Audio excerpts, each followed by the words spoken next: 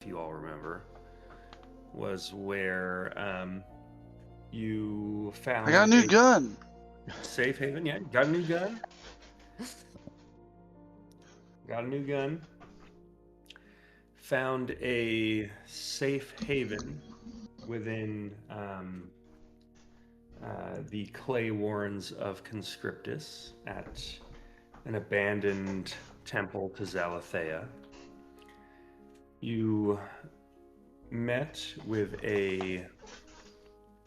um, an interesting, we'll call it, individual, seemingly an enemy of the Queen of Brightwater, who identifies himself as Black Tongue, who had a bunch of uh, you know offers to make, like trading his packed weapon with Charles' packed weapon.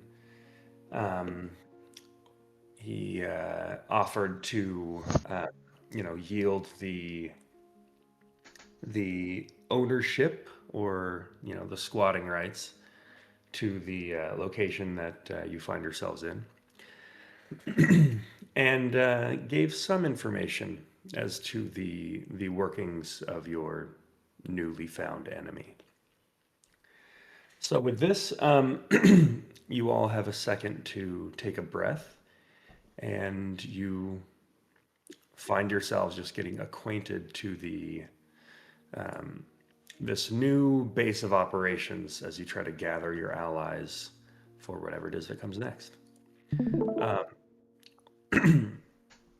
Last session, Sal went to bathe in the waters of, magical rejuvenation. So, as Sal is enjoying his magical spa treatment, what would the rest of you be doing?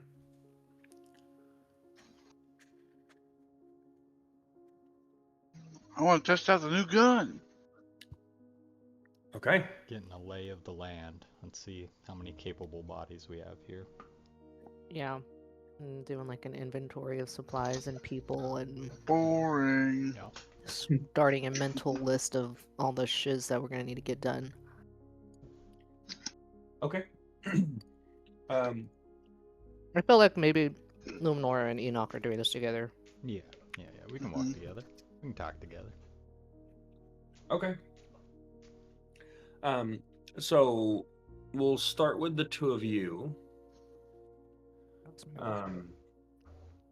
As you are kind of making your way about the temple, you do hear a bit of a commotion, as there is what seems to be a party of individuals that have now entered the temple. Leading this group, you see a massive Duragar individual who is leading this group. And you see this individual has to just like kind of scoop his head down to even get through one of the archways. And there's just this massive heavy footfalls of this just giant that enters and just begins making a beeline towards Black Tongue's office. And behind him, you see a few familiar faces. So you would see Isolda and Corvin of House Volantis. And you will see, let me see, a few other individuals that you don't know. And yeah, that's actually going to be the only like notable notable figures from the houses. I believe you had already seen Yuna earlier, but this is the second batch of refugees that have made it um, from what happened in Conscriptus. So with that, you watch as he just leads the Volantis house individuals over to Blacktongue. And in the distance, you hear this like just a deep grumbling voice just say, "Yes, yes, more survivors." And you, it seems that Blacktongue begins interviewing the Volantians the way that you were. And you hear this kind of big, like stone, um, like structured door just be closed shut. Conversation behind closed doors. Luminor turns to Enoch and says, "Well, that's good. It looks like there's at least 3 of the 4 houses still intact." Yeah. James, do you have something to say? Are you here? Is Luminar's sister here? Yeah. Okay, I was just wondering. Yeah, she came I over. forgot if She was with you when you fought with the demon. That's right. That's right. My bad. Sorry. No, you're good. I'm so sorry. Please forgive me. You're I mean, you're forgiven. I assume we're not going to see anybody from House Forinth, except maybe that little kid. Oh yeah, I'm not even considering them part of Conscriptus at this point. I think the only one we're missing is Maelthram. I haven't seen Freya That's right. or any of her Seraphina. family members. Yeah. Well, if they're the ones we need to go rescue, that's what we owe that to her. Certainly.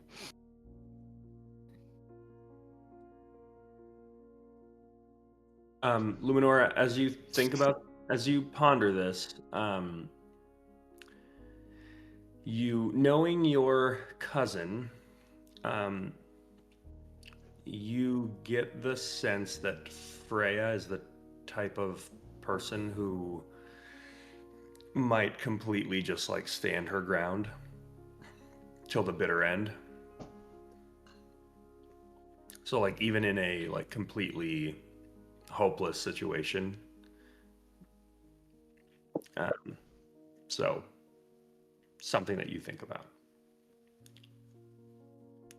Okay, now to document these resources Blacktongue was commenting on. I think there's a vat of magical liquid that Sal wandered over to, and some other things. Yeah, looks like he's got his shirt off. I don't know why he's doing that. Is he pouring? Okay. I'm actually gonna go check out the ships instead first. Before we get all logistical and worry about the things that we need to do, you gonna be all right? How you feeling? Well, I am feeling concerned and, dare I say, worried and stressed. But I think the best thing to do is to ignore that and to move forward with a plan. Because those feelings aren't going to help me. If anything, they're going to hurt me. So, like the Admiral says, feelings don't matter, actions do. Right. How very Cathari of you. Are you going to be okay? No. She like thinks that's the appropriate next response. Yeah. I mean, it wasn't my home that was razed to the ground. Little worried about Casaria, but I don't want to seem too like clingy in this whole like beginning thing, so I don't. Maybe she's probably fine. She's a Do you guys have a capable woman? way of messaging? Or No, not at all. oh, okay. Well, hopefully she shows up with the rest of the refugees. Yeah, or we go, storm the castle and Mhm. rescue her among your family and all the important people. Well, that'd be fun. Luminor like will put a hesitant like hand up, and then like pats his shoulder. Thank you. Feels backwards, but should we like call in the Shattered Covenant or anything? Do you think they care about this? I'm sure Marion's already communicated the situation to them. Okay. She's really usually on top of that. I mean, I wonder what the Empire's gonna do. Like, are they gonna show up is my next question. Yeah, probably send some of Charles's old war buddies here. I don't imagine that they're just gonna let this happen, Yeah. which might help us, actually. Yeah, like a war on 3 fronts. Yeah. We'll figure it out. Always do.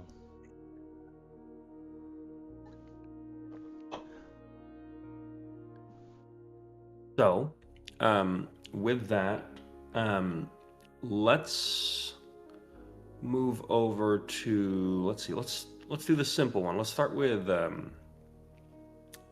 Sal. So, Sal, you kind of took a beeline to the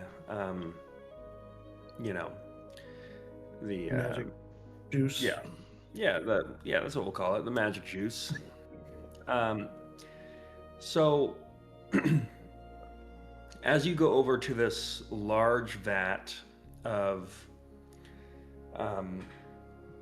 to your eye, a like Netherese age artifact of like incredible magical like ingenuity that has forever been lost to time.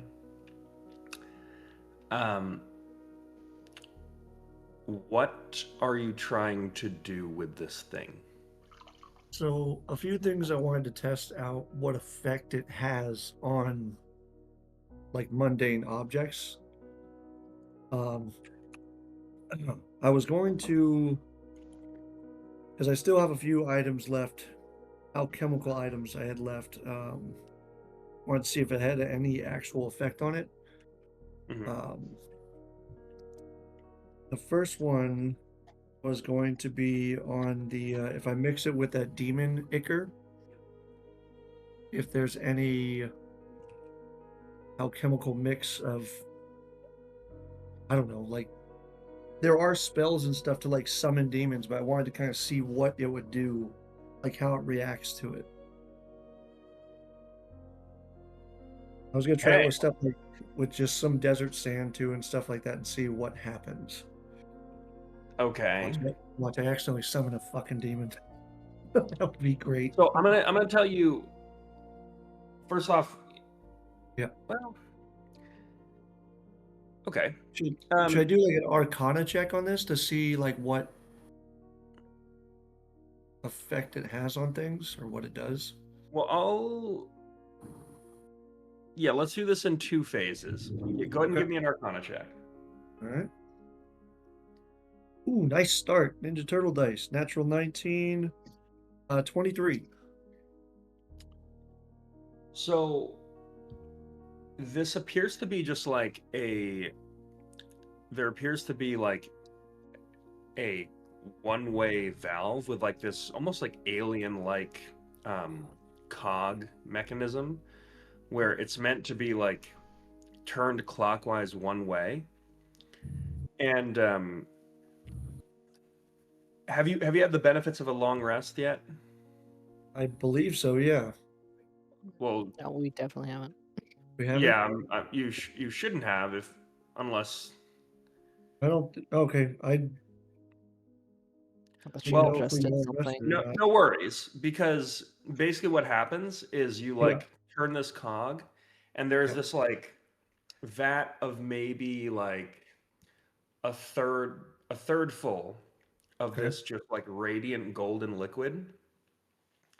And as you turn the vat, there is this like vent in front of you, and what comes out isn't liquid, but like this golden plasma Okay. that just like comes out and like washes over you, and you just immediately get the benefits of a long rest.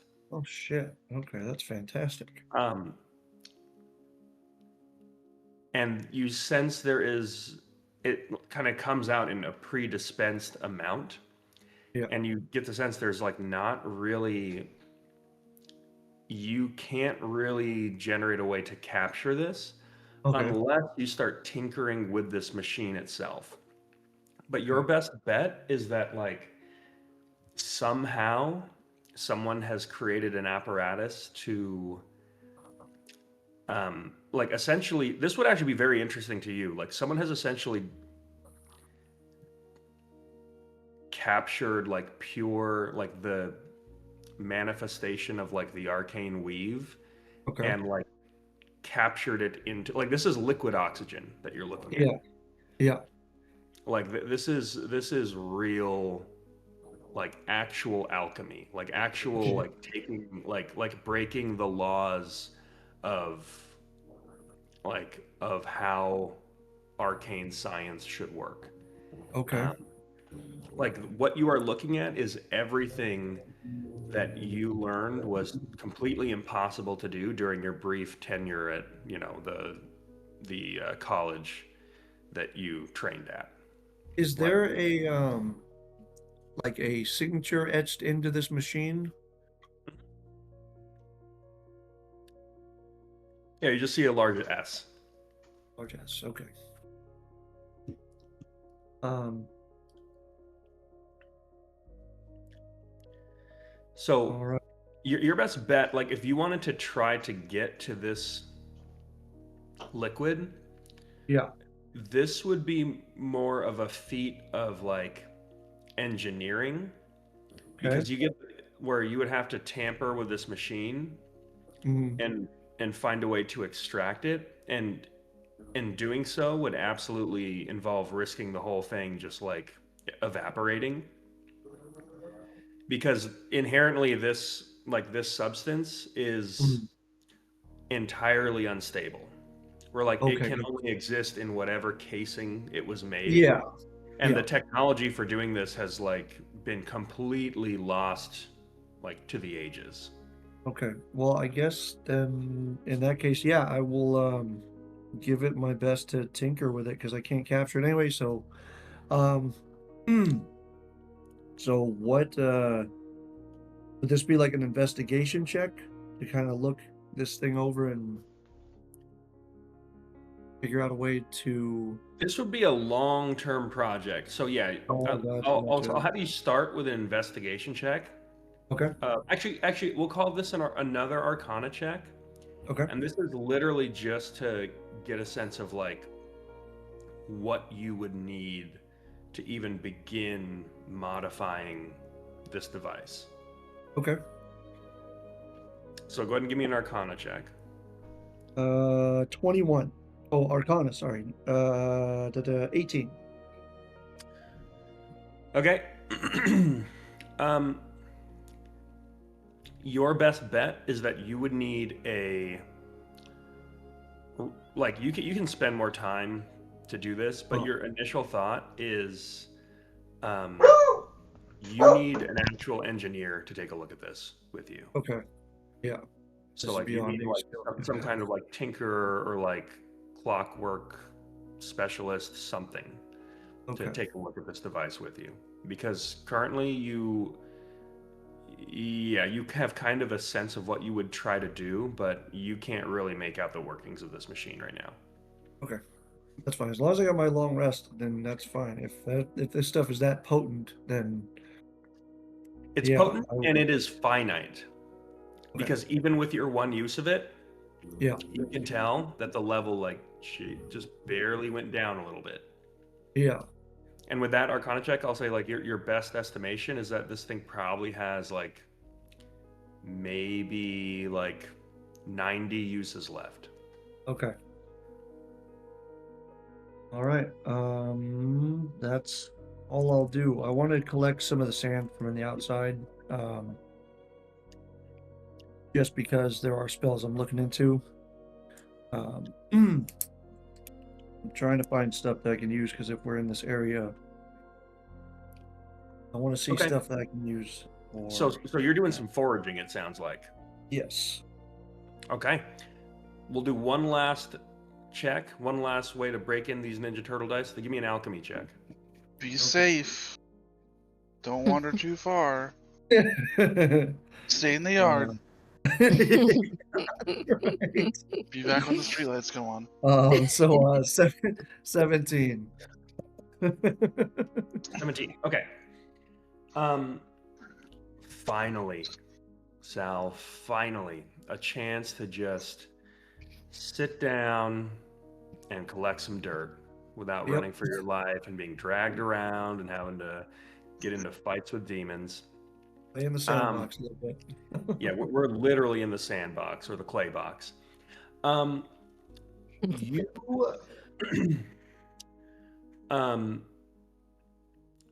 you don't find much that is particularly interesting as like a reactive alchemical agent.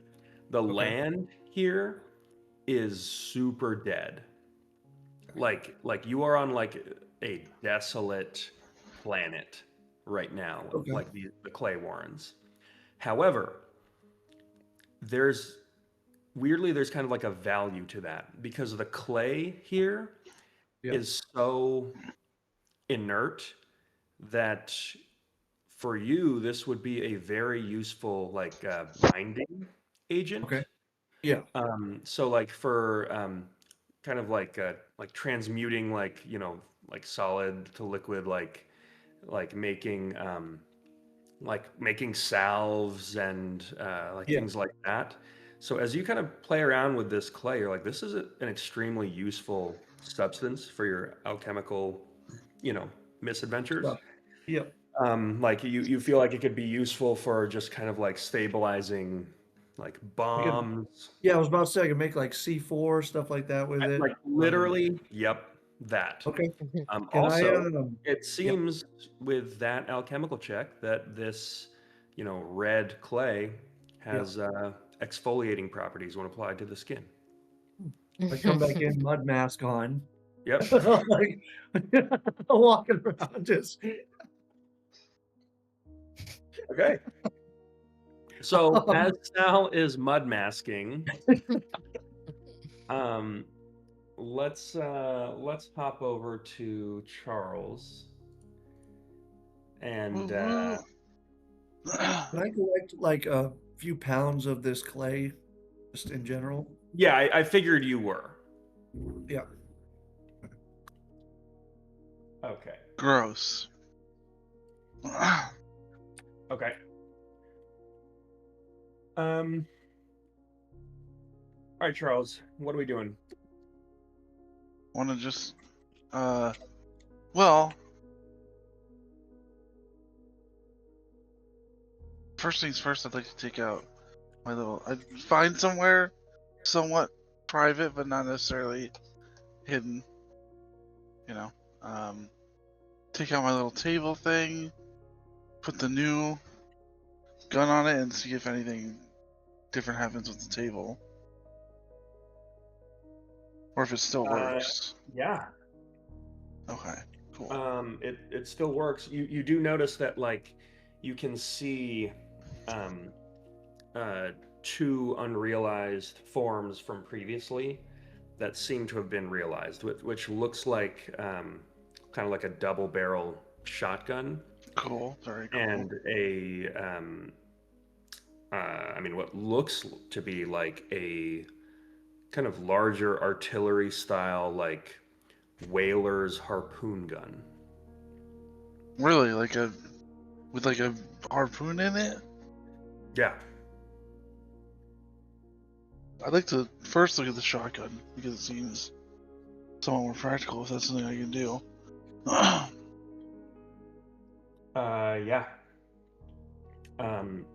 So as you kind of begin kind of tinkering, like you kind of almost without even knowing, almost like somehow inside of you, like you just naturally know how to do this. Hmm. By the way, are you completely alone right now, or? Yeah, if I can be, but I'm not Yeah, like I mean, trying to hide. sure. A lot of this is like open to air, and I'm curious. Anyone else can speak up. Would anyone like to be able to witness what's happening here? I'll just open that up to the group. Would anyone, out of the corner of their eye, see Charles tinkering and just kind of creep on this? Yeah. Love if absolutely. Mazarin crept on me. Yeah, I would Yeah. say that I'm probably just keeping an eye out. Okay. I'll Trying tell to- you what. I'll say, Sal, you're probably busy mud masking as this happens, and so Mazarin will kind of clock this. As I think she's learned the benefits of stealthily following Charles when he slowly slinks away from the group. But you would see Charles just like sets up this table that again just like kind of unnaturally just like folds out and then just creates this workbench out of nowhere. And he just instinctually just reaches out into this like rune on the table and just begins operating this like eldritch arcane device the way that like a very skilled enchanter would work with some kind of like arcane technology, like it's completely like second nature.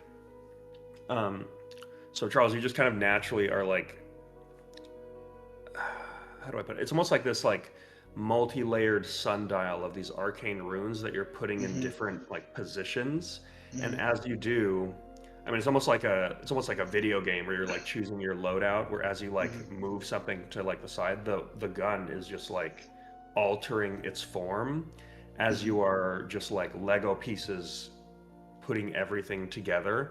I love it. I mean, it's kind of like that scene in the second John Wick movie where he's like putting together like this old school revolver with like the different pieces, breaking things down. You're doing that just like a billion times faster because the black barbed metal just kind of does what you will it to do as you operate this device. You just kind of start with and you kind of see that each frame is kind of like almost like an iteration of another one, where like you start with like the Annihilator frame and just envision like you just have the blueprint for like where you want it to go. So you just like widen the barrel, and yeah, you apparate this kind of long, kind of cowboy style, get off my lawn double barrel shotgun. What does it do? Is there any fancy? Does it do fancy things, or does it just annihilate, or is it just like evaporate people? So here's the thing. You are not 100% sure. Gotta shoot someone first. Well, the thing is like there's a strange. Give me an insight check here. One of my best abilities. How important is this guy? Actually, it is pretty good. I didn't know. I did not realize. This is wisdom based. 16.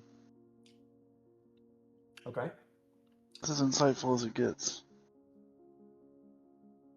On that roll.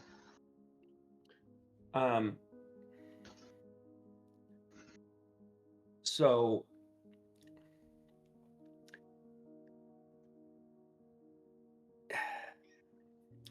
here's the thing, Charles. All of this is intuitive. Like, you don't know how you know all this stuff. But you have this weird feeling, like you feel like this gun is a person. Like you feel like some kind of connection to this thing, right? But don't each of the versions of it feel the same? Like as a person? Or is it just Weirdly, the shotgun? No, they don't. They all feel individually different. But they all feel like a person. It's But so different people. as you're holding this gun, you get this sense that like as you're holding this frame, there's this feeling like this gun knows who you are. There's a familiarity here, and you get the That's who sense I that it am. knows who you are, or just knows you. Okay. But it's this thing where like it knows you and it's familiar with you, but you don't remember it. Oh god. This. I don't know So why the- I chose to erase my own memory. I mean, I remember it easier to come in with a backstory, but now it's frustrating. Yeah. Does But- everyone in the group know that Charles got this new gun? So sorry, Jessica, you weren't here in the last session. Yeah. So Chucky basically met with this individual Black Tongue, who basically, the long and short of it was like, oh, hey, we have the same gun. Let's trade. Why? I don't know. It'll be funny. So your best bet on that brief understanding is that Charles basically traded his broker, where it's like, you know, he switched from like Charles Schwab to Fidelity, meaning like instead of Belladonna, his like broker of his pact is this individual Black Tongue. I will say everybody was here. Yeah. Everybody was part of the discussion, so I didn't just recklessly sign a fact. Jessica, I want that to be 100% clear. Oh, And I got the green light from everyone. I will say, like, with your passive understanding of, like, you know, your crash course on Warlock pacts, your understanding of this is probably that it would make it to where Belladonna may not have, like, a direct line of access to Charles anymore, which you gather was probably how she's been keeping tabs on your group for however long she's been doing that, because she seemed pretty well prepared for y'all's, you know, plans in Conscriptus. yeah. So Sorry, guys. again, this seems very much more like a tomorrow problem. Love it. Like short term, probably better for everybody, except, you know, Charles. Maybe we'll call it a neutral. Yeah, my soul Neutral still to- neutral goes to to better. Orcus at the end of the day. Okay, so this gun knows me. Creepy. Love it. I don't remember anything about it. What do I intuitively know about it? Intuitively, you know that this is a weapon that feeds on vengeance. Like Oh, I like vengeance. this thing right now, it seems like sated. But you get the sense that, like, if someone were to, like, fuck with you, this gun would then get more and more upset. So, And it doesn't know that the fucking Belladonna and her buddies fucked me? So to be clear, this is very much like, as you hold this thing, you're holding it's like holding like a petulant, rampaging child that does not have the capability to have like empathy or like a longer standing grudge. This is just something where it's like, if someone like hurts me or attacks me in the moment, like this thing is just going to like spit fire until they are dead. Okay. Cool. That makes sense. I will say, your brief understanding is that firing this is it literally just like is a scatter shot, like not very like well aimed This is thing. up close and personal time. And not only that, but it actually is going to be an action to fire. and it's not an attack roll. It is a saving throw, and it shoots in a cone. Saving throw from the people in the cone. Yes. Okay. Cool. Awesome. I'd like to check out the giant harpoon gun because that's crazy. I love it. Yeah. So, as you check out the giant harpoon gun,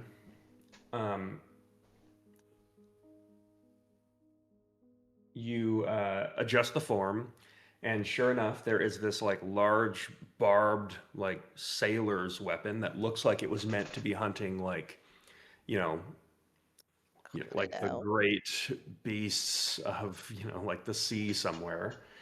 Mhm. Um,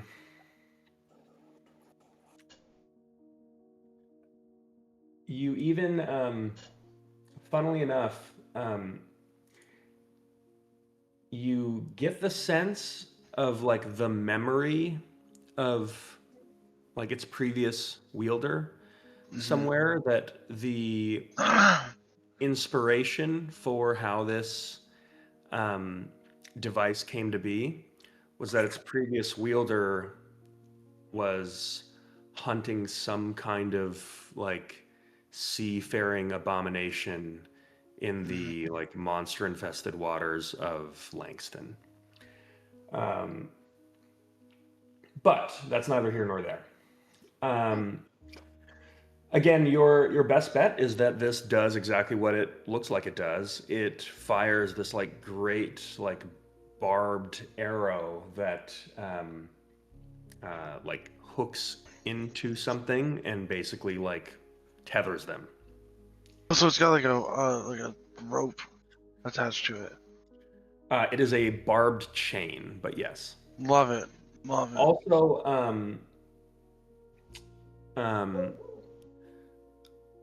what was I gonna say? Brain work. I can stop the session for my brain to work. Hang on. Does the can I Right. reel it in? So yes, you get the sense that it does have like it has a literal crank, like you are a like marlin fisherman. Mm-hmm. But no, what I was gonna say was your understanding of this is that you can actually kind of transmogrify ammunition to fit into this thing. So there are like great bows and great arrows for like very skilled ranger, like very strong and skilled rangers who hunt like massive beasts and stuff like that. But this could actually use that ammunition. Could use arrows. They would have to be special arrows, like Yeah, no, massive. giant arrow. Yeah. But I this also could- have this harpoon that I could also use. No, I'm saying that like you could take like, for example, a like great arrow Mm-hmm. and load it into this device, and this device could make it compatible with the like turn it into the like barbed harpoon. So it would become the harpoon. Yes. But what that means is that it would allow you to use like enchanted ammunition. Mm-hmm. I see. But other than that, you'd kind of have to figure this out as you went. Yeah. What could possibly go wrong? Cool.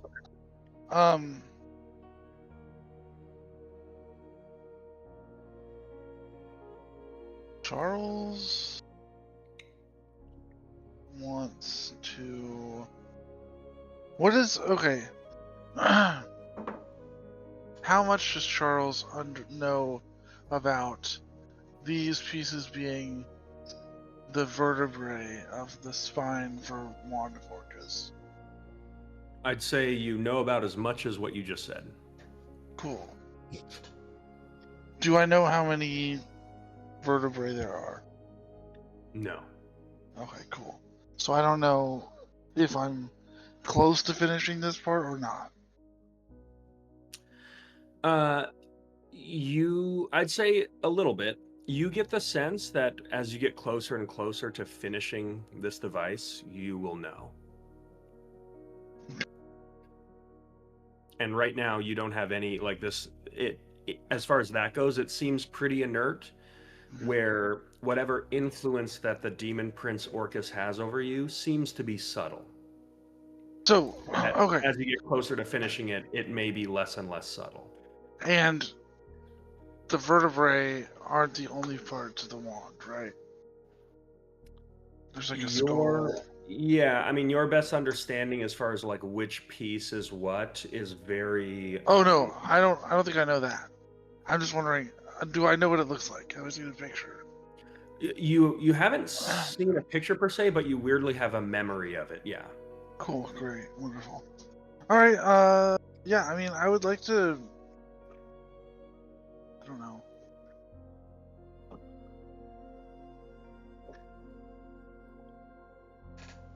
Until this trade happened, I had a idea of how I wanted this to go, and now I'm rethinking that. I don't know. Charles is pondering this until I can figure something out. Okay. Oh, I'd like to make a fire somewhere, like outside, preferably. Yeah. Do a little bit of camping. Yeah. Yeah, just Easy like peasy. you know, set up my little bedroll or whatever, and get ready for the Okay. night. But just kind of pondering. I'd be like sitting there with the gun in front of me, and then just keep switching it between the different forms. Just Okay. kind of. That's all I'm doing right now. Okay. Until something exciting happens. Let's move over to Enoch. Are you doing anything with a little bit of downtime that we have as you try to like get the lay of the land? Yeah. Enoch is, after helping Luminor just, I guess, get a number count on the things we've got, and maybe the people here. He's doing some passive healing of wounds and easing of minds. Okay. For anyone that just looks a little beat up on their escape, or even the people that have been here for a while, kind of just relieving them of their tired bones.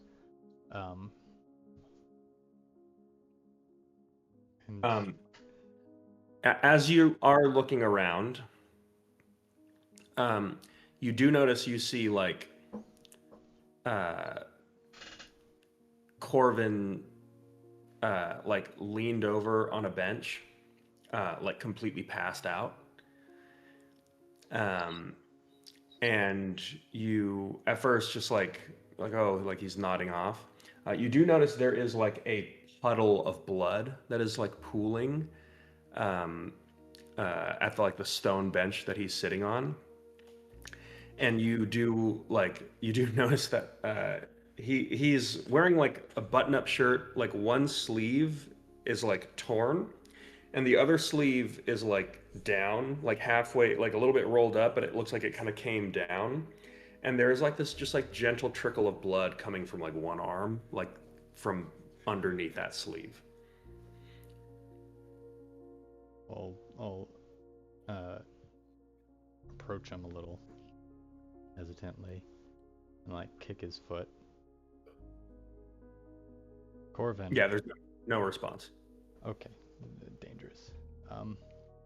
Yeah, I'll give him a. Ooh, my staff is gone. I'll give him 2d8 stuff.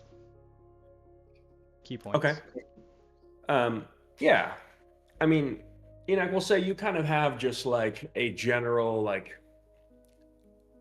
like intuitive understanding of, a man making death saves. So as you come up to him, you kind of quickly realize, again, just intuitively, like, oh, this person's been carrying a wound and like slowly hemorrhaging and is now just kind of like taking like that step into the long dark. Without realizing. Enoch sort of crosses boundaries without really asking for permission at this point. He'll like kneel down in front of him and just like begin unbuttoning his shirt and like pulling it off Yeah, his shoulder. And yeah. We'll say you almost like quickly realize that like there is like a wound like around like the bicep area that is just like completely through and through that he's just like slowly been hemorrhaging from. So you just like instinctively just like rip off the sleeve in a single motion, like tourniquet that off as you just like give him a hefty like healing punch to the chest that kind of like knocks him into the back of the wall, and then he just like wakes up like, and he just like throws out like a like just like a weak haymaker in your direction that you like pretty easily block as he just goes like, what the fuck? And just like he kind of like tries to stand to his feet and then like briefly passes out, but then like regains consciousness before he falls, and then just like kind of scrambles and is like trying to stand up as you kind of. okay, yeah, calm down, sit down. Just sorry for the violation. You were dying. Yeah. What, you've never seen a guy take a nap before? I've seen plenty take a nap, and I've seen even more take a long nap. Just sit there, let your wounds sort of stitch themselves back up. We're probably going to need you in the near future, so just rest, Corvin. He kind of like looks around, looks at you, and just goes, "Okay. You got any booze on you?" I can go get some. No, I don't really know y'all that well, so I feel bad asking. So, it's fine. And then he like reaches into like a coat pocket, pulls out a little flask, and then like takes like a second of like, okay, I gotta like really savor this. And he just like a tiny little drop comes out, and then he's just like, oh, God. And then just like lays down on the bench, and then just like is like holding his flask like he was buried with it. Just give him a pat on the leg. I'll be back for you. Make sure you're still alive. I'm gonna continue my rounds and eventually make my way to Sal. Yeah. So after that little interaction, I mean, looking around, it seems like the there are a lot of individuals that you don't recognize who seem to be just packing up. Like it looks like there's like a bunch of equipment, weapons, things like that that are kind of being like loaded into crates. And you watch as like there is one skyship specifically that's being like loaded up. These look like Black Tongue's people? Yeah. Okay. Walks over to some people like carrying crates or whatever onto bags onto the skyship, and he just picks one up and begins helping them. You're part of Black Tongue's crew, you guys? You see one very kind of cheery looking, like pretty young, like Goliath female who just looks at you and just goes, yeah, you really don't have to help. And she kind of like looks you up and down, and you can see a look of like, oh no, this guy might hurt himself trying to lift these like heavy things. Because these crates are like quite heavy, and like being a Goliath, like she seems to be doing kind of just fine on her own. Wow, what a nice young lady. I've got nothing else to do, and I can handle this. I just wanted to ask where you are all going next. and how much you're taking from us, really. Getting an inventory of what we have here. Oh, you mean how much we're leaving behind? That's another way to put it, yes. Well, it's the only way to put it because none of this stuff belongs to you. Don't fuck with her. All right. We are very thankful for your help. Wouldn't be alive without you. But yes, how much are we going to have? Give me a persuasion check here. 12, I believe.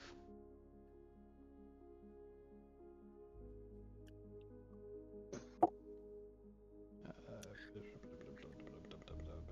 12. She looks at you and just goes, Sound "Well, effects. I don't know how much of this stuff would be useful to you. I mean, a lot of it's just like, basic,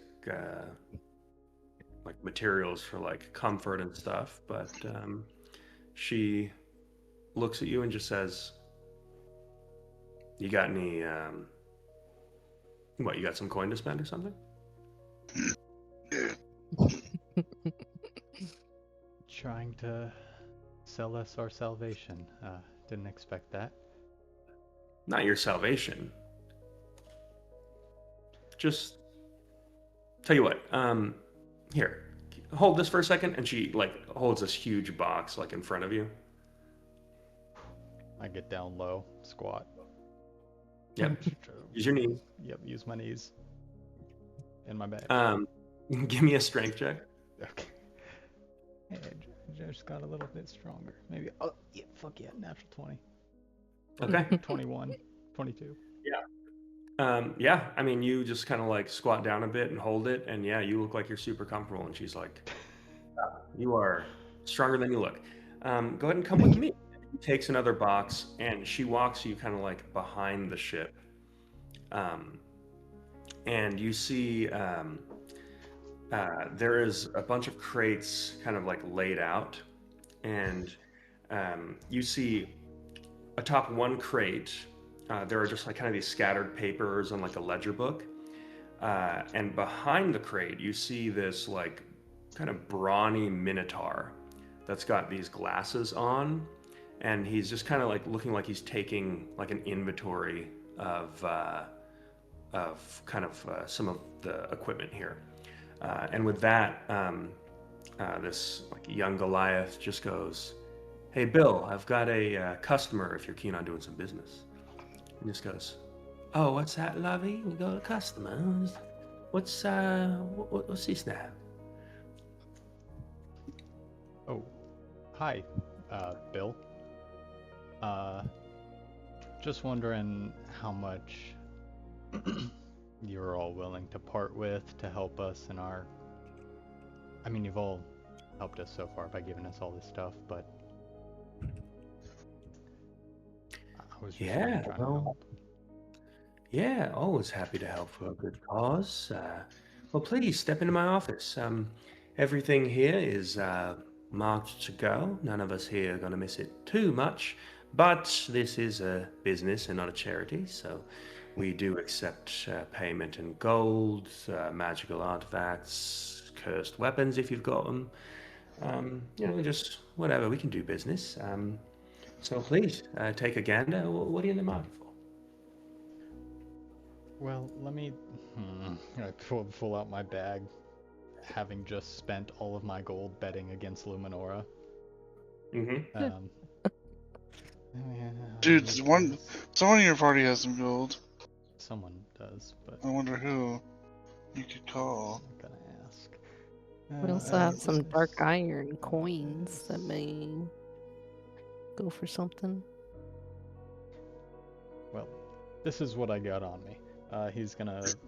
Enoch pulls out a charm that has, well, it's a demon tusk charm, and he pulls out a beautiful, pristine, very expensive painting of a flower field that he made when he was in Sanctuary. Okay. All right. That's quite nice. Give me a persuasion check as it comes. Actually, give me a performance check. Okay. Dance. I think it's the same thing. It Actually, is- I'll say add your dexterity to the performance. Oh. 22.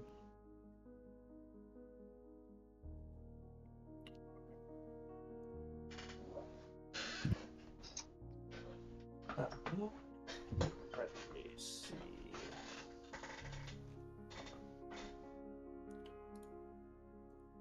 So, with that, he looks over the painting and just says, "Wow, I very much like this.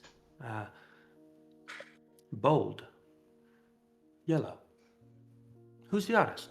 Yes, that would be me. I was going more for peaceful, but I'll take bold. Oh, I love the way you use the light. Thank you. How long have you been doing this? Oh, nearly my whole life. No one really appreciates art around here, but, well, no one did where I was from either. I always like a person with a good eye, though. Hmm. Well, I'll tell you what. Um, I don't really do much trading in art, but I would quite like to hang this above my bed frame. Um, I could give you a discount for this and some hard currency if you're interested in, I don't know, some magical gear or something. I've got, what do you do, magic or something? You like lightning? Uh, somebody I know does. I'm not really magic adjacent for me. Okay, well, I've got a wand. Shoots lightning bolts. Mm, would you take the painting plus this charm for it? No. Fuck. Well, listen, Bill.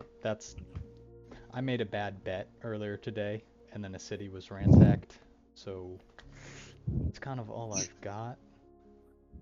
Well, look, buddy, I mean, where I come from, cities are ransacked once a week.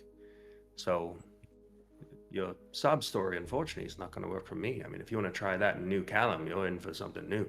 But if any of your friends have any gold, I'm willing to do business. But like I said, you know, we've got a good fight to fight too. So I'm afraid if you've got no hard currency, we can't do business. Well, you know what? That's all right. You keep the wand, and in fact, you can just keep the painting as well. I make them for people, so if you enjoy it, if you'd like it, it's yours, and I'll just continue to help you guys load up and get on out of here if that's what you're trying to do.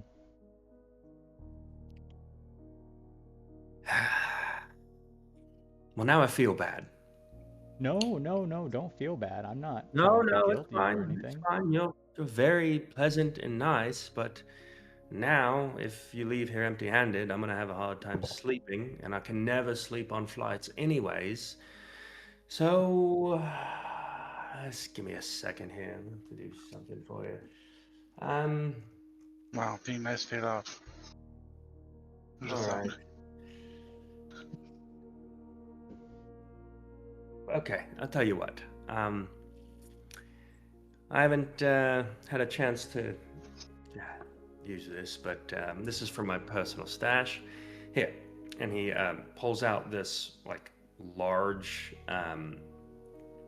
like arrow and hands it to you and says, "Well, if you ever come across a giant, this should do him." Haven't run into a giant yet, except for that guy that just walked through camp. Oh no, that's a dwarf. Didn't. All right, take your word for it. Yeah, I'll take this. Thank you.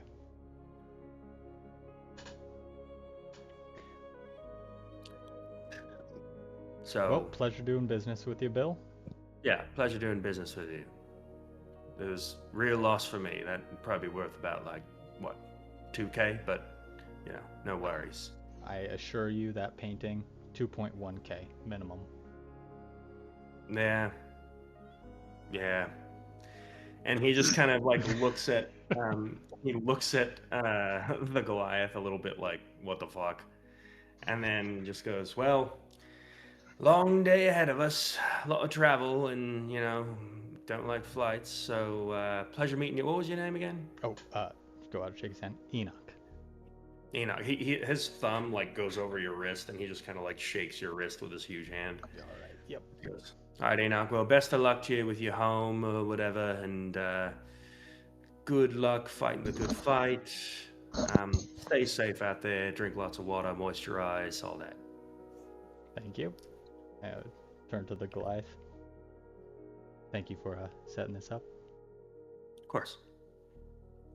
Maybe we'll see you around. And she just gives you like a pat on the shoulder, and then just begins like loading stuff up again. And if you want to continue to help, you can absolutely do that. I'll go help elsewhere. Okay. With that, is there anything else you are doing in the immediate space? You know.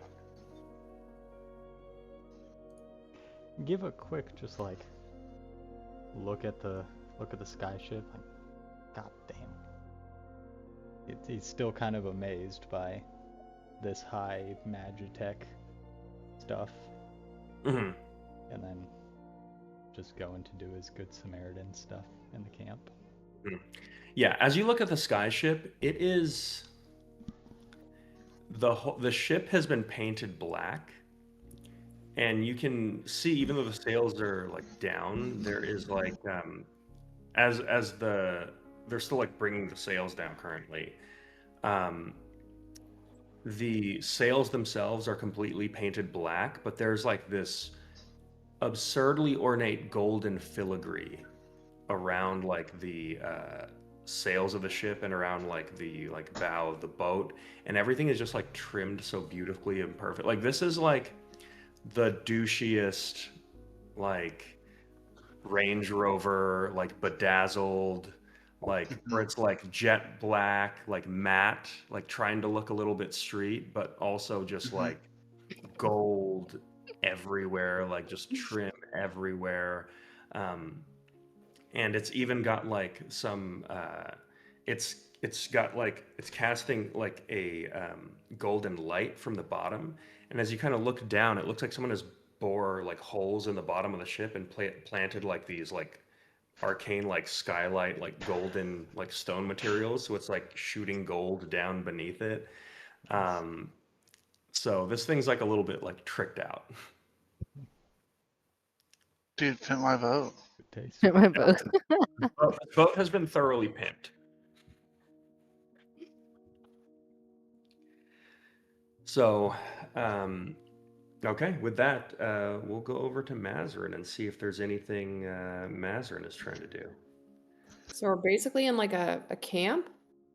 Yeah. Oh, I'm sorry. So I forgot you weren't here last year. So the group escaped Conscriptus. They had a brief run-in with a demon that was hunting them, Killed him. and then you met with this individual who basically said, like, you know, you can take over our camp. I'm personally like fighting the queen for like my own purposes. So he's kind of like arming you guys a little bit and just like giving you a little bit of help to hopefully like disrupt her activities here. The Queen of Brightwater. Is that who we're going after? Or who? That the Queen of Brightwater, who is Tasha, you've learned, who has taken over Conscriptus, and it seems like this guy's got a grudge against her. Okay. So yeah, so people are kind of like making their way about this camp that it seems like y'all are going to take over. Okay. And we're pretty much just like as camps are, just in the forest camp style. No. So it's like a rundown, abandoned temple that like a lot of the roofing has like caved in. So you've got kind of like a somewhat of a structure, And there are a couple like abandoned tents around. So this is like a little bit more like a shanty town. So it's like a step up. Okay. Charles decided on his own to be outside. Okay, I see. That's that's. Yeah, and there are some enclosed rooms too. So, I mean, you could go around and like find like maybe some nice like living quarters for yourself, like kids pick your room kind of situation. Yeah. How long have like the people who have been established here, have they been here for a long time or no? Yeah. So by your eye, it looks like they've been here maybe a couple weeks, and they're currently like tearing down and getting up on out of here. I see, I see. Okay. So, sorry, one more question. So, if everyone's leaving, who's going to be left? Us. Good question. As people are kind of like packing up, you notice a couple people look like they're kind of staying behind. And notably, you notice in one room there is like out of the corner of your eye, like down a hallway, you can see like a chamber where there is this tiny little like what looks like a gnome or something like that has a literal bookshelf strapped on like a backpack, just kind of sitting there like waiting, like looking like he's either like ready to go or waiting for like someone to give him some orders or something like that. And he's just kind of sitting around. Right, well, obviously, I'm going to go talk to that guy. Mazarin will approach and just. Hello. Oh, hi. What's your name? Oh, you could call me Gibby Strange.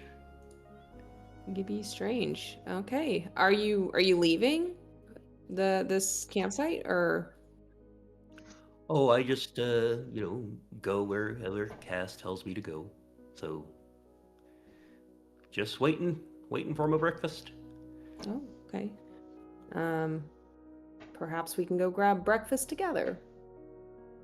Oh, you got any breakfast on you? You got any healing potions? No.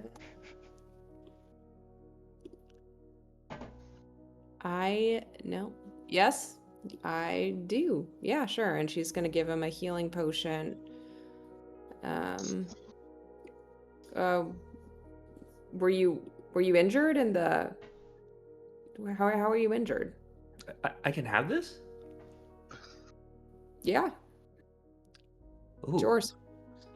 Oh God, that's good. Is this from here? Like this camp? No. No, this land. Mordan.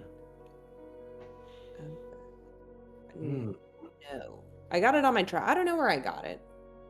Oh, I this got is from here. They said that the healing potions here hit different, and oh God,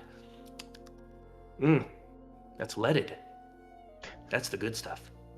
Oh, is it? Well, Oh yeah. cheers. Bottoms Oh. up. No, with a healing potion like this, you don't just hork it down. You gotta savor it. Oh, It's got complicated oak, vanilla, and a little bit of cherry in there.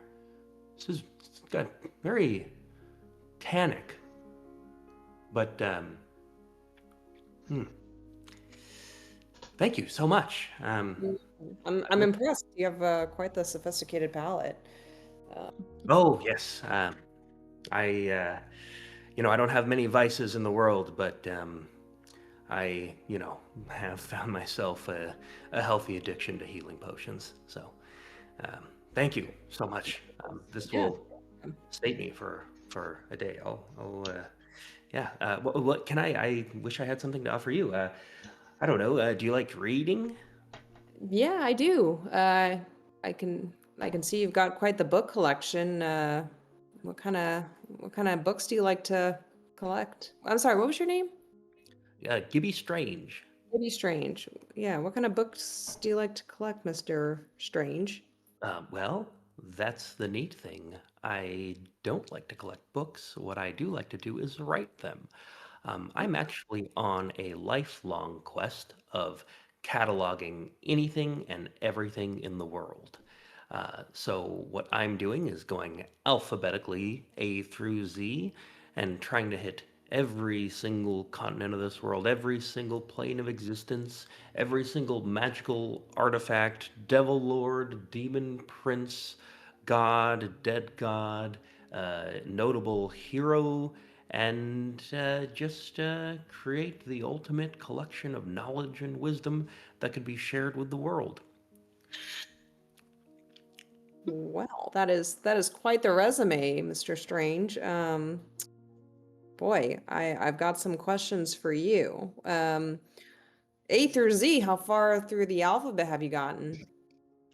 Well, it's interesting because essentially what I do is just kind of I don't go alphabetically, I go kind of geographically.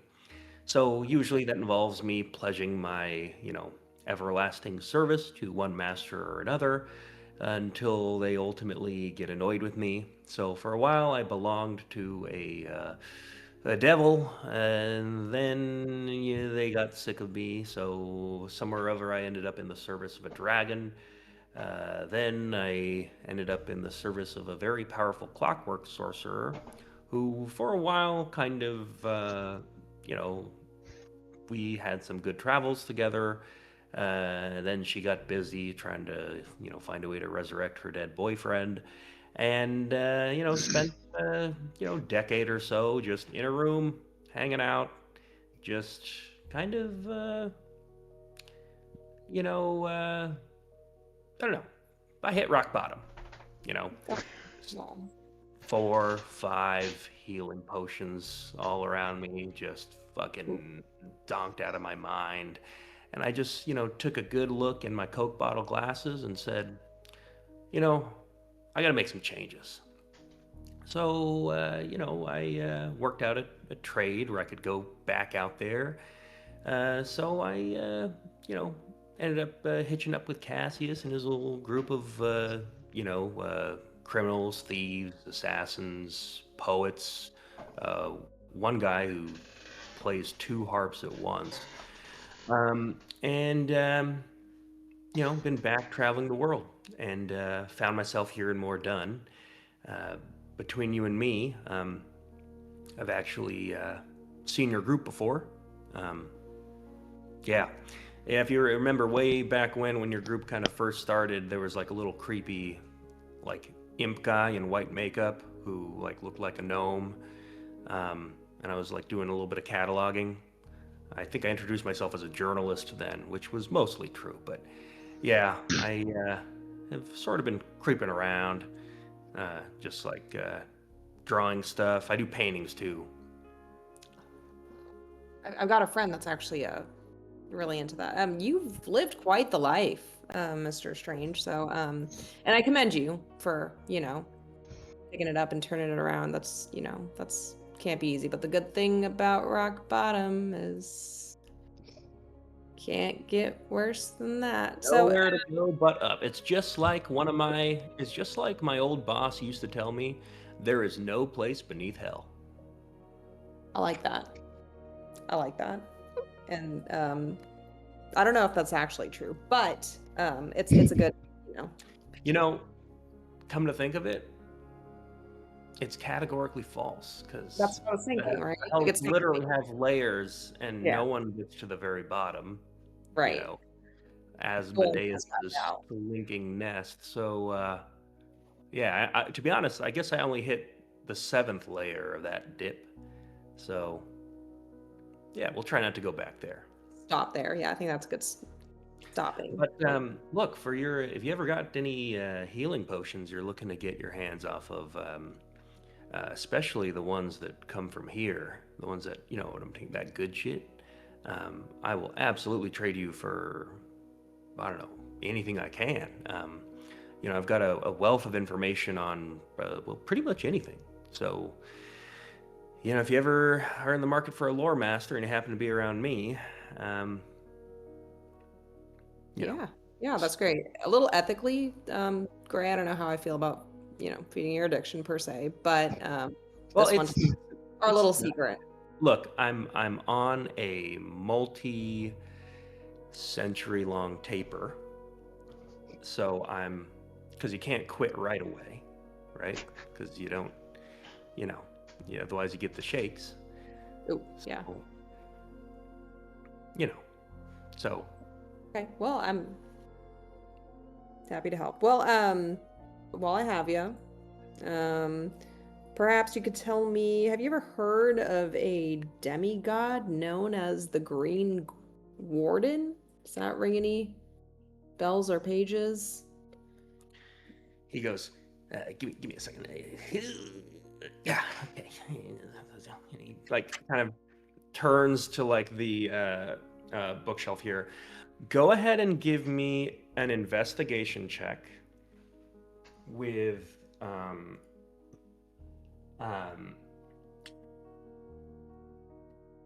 advantage here.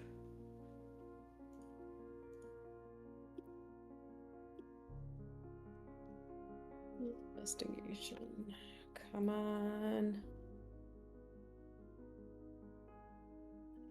17?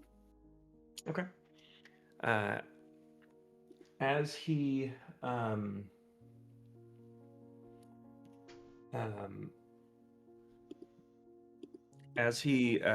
of begins going into this encyclopedia, he goes, okay, there's a Green Warden. That's a sea skirt. Okay, and then he like puts this book away and then goes to another one, like S. Ah, here it is, and then just starts like flipping through pages, and he's like, okay, Green Warden, you say? Yep. Okay, so this is very interesting that you ask. This gets into the lore of ancient Mordun, far before your founder consolidated all the great companies, combining them into the sacred machine. There were a series of demigod, some call them archons. That were supposedly fraternal triplets. Came in 3. A great angel of radiance. This is described as a battle angel. And then there was an angel of the land, and this is where I was been directed to from the notion of the Green Warden. So this was a celestial being that was at some point tasked by some dead god to protect this land in particular. And then there is a third, and this is the male figure. The 2 others are females, but the one described as with masculine terms would have been the triplet something of fire. Serves god Kosuth, and it's this one took on the name Zakor. So Green Warden, and then there's Brother Zakor. That one sleeps in a volcano. Okay. I don't have much more on the Green Warden. It's just sort of like a little blurb. But since you're asking, and he just like takes this like quill and he goes, do you got any information on this Green Warden that you'd like to add to the draft? God, not that I would want permanently inscribed into the record. I'm trying to investigate here.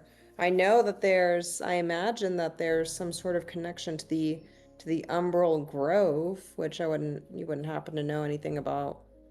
Umbral Grove. And he goes to like the U section and he starts like flipping through. Nope. I don't see anything about the Umbral Grove. Okay. I've got Sea Grove of Dreams. Grove of Dreams. Sure. What's that about? Grove of Dreams.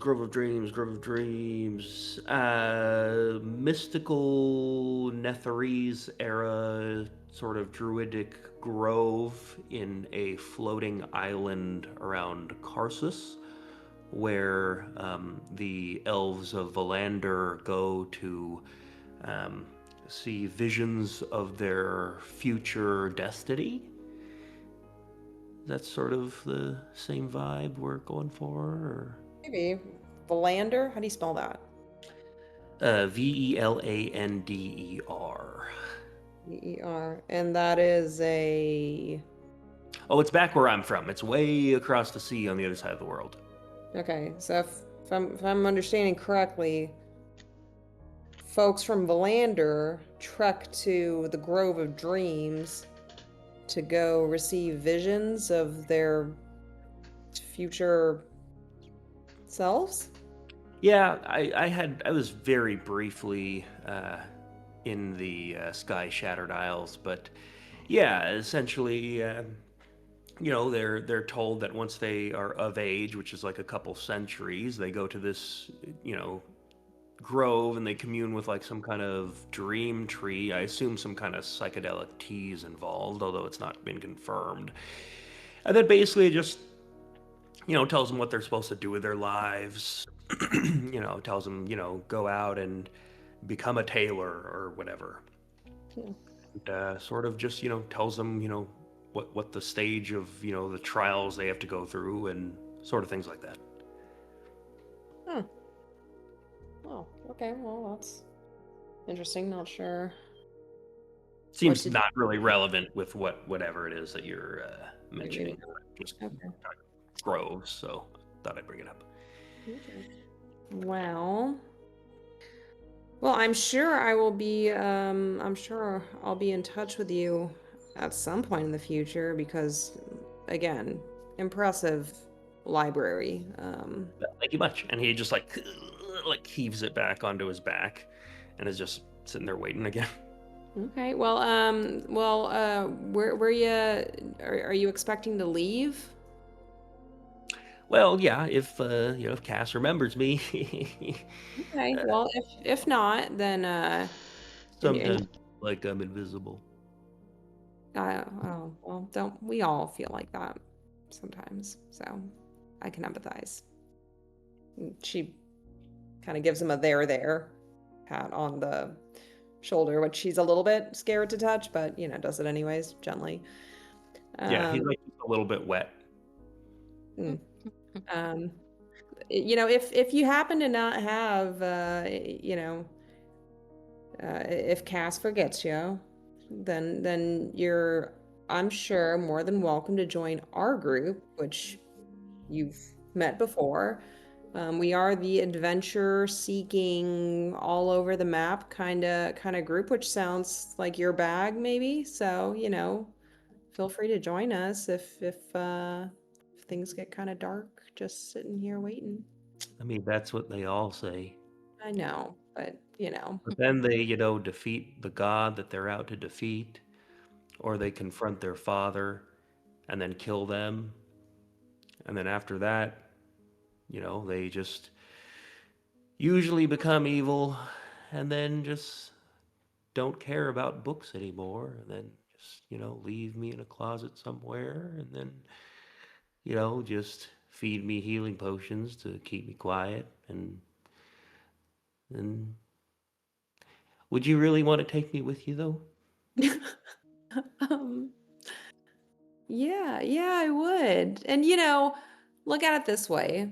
If those people didn't pick you up, take you with them on their adventures, and then toss you to the side to be picked up by another random group on a different quest, you wouldn't have this whole, I mean, that's your whole life's work. And at some point, it'll be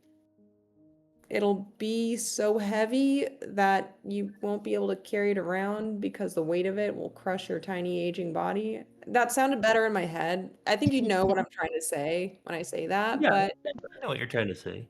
a lot of people can't even measure their life's work in, pounds and It's pages. just hard being alone sometimes. I understand. Well, Sort of feel like more of an accessory than like a person with feelings and ideals.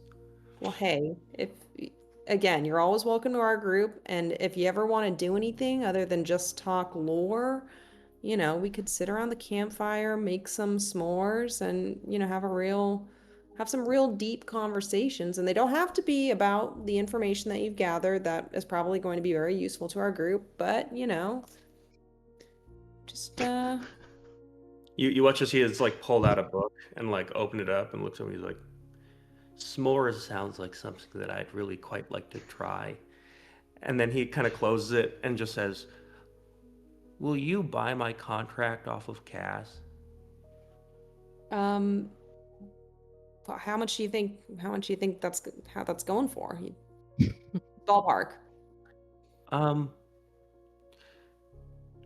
to be honest, it's sort of like a pact with the devil being me, and it's sort of just kind of been transferred in times where people have been sick of me.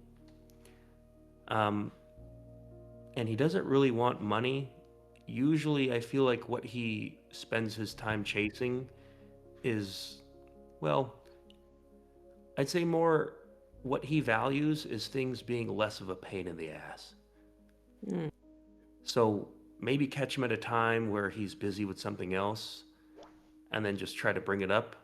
And then maybe he'll just offhand just say, just do it, you know? You know what? I'll talk to Cass. We'll work something out.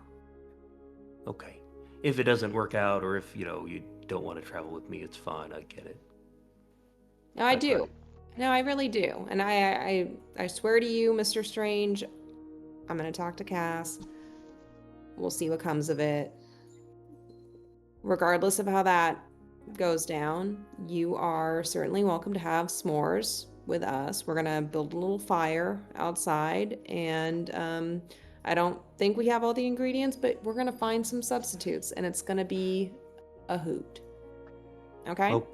I will see you there tonight once the sun sets. Okay. Okay. You hang in there, little buddy, and don't drink that too fast. No, I won't. I won't. Okay. All right. Okay. I'm gonna leave now. Okay. All right. So you walk out. All right. So with that, we'll kind of broaden it up and say you all have the rest of the evening to enjoy some downtime, maybe a bit of a rest. Is there anything as a group or individually that anyone else would like to do during this time with downtime activities, or I maybe would like you to. guys commune together? If there's more time to try and buy something from Bill, I'd be interested. So Enoch, I assume you share your, adventures of, meeting, some back ship vendor Yeah. who's, kind of discreetly selling some of their equipment. Comes back whenever, the group convenes again, and he's just sort of like twirling a giant arrow like it's a baton. Charles flabbergasted. Look what I found. Well, I kind Where of did you guilted get some that? guy to give it to me. You guilted. What? I didn't really guilt him. I didn't have money, and he felt bad. Yeah, I kind of That guilted sounds him. exactly like guilting. Yeah. Where is this guy? His name's Bill. He's behind the airship. They're about to take off, I think, pretty soon. It was like some back alley deal. Oh, There was a pretty hot looking Goliath lady. She sort of led me over there. I don't know if you can find her again, but well, none of us use arrows, so I don't know how to do yeah, this. well, I don't usually go after Goliaths. It's kind of hard to tell how old they are because they're so large,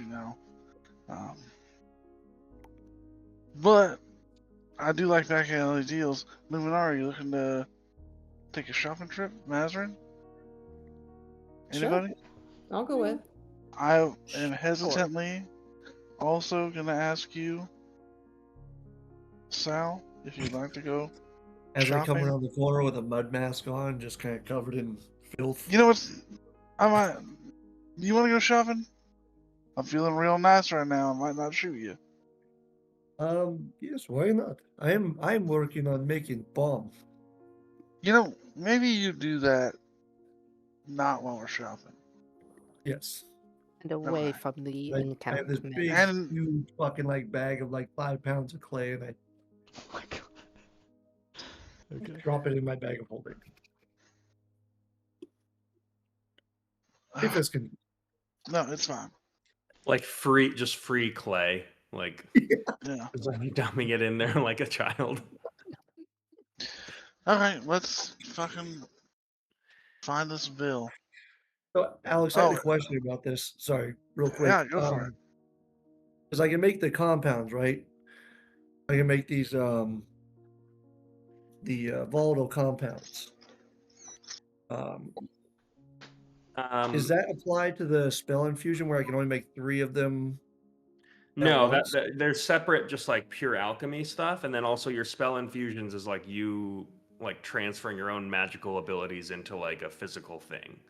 Yeah, because both of those take my spell slots. It says, which is fine. I was just curious because that the level of bomb I can make is kind of ridiculous.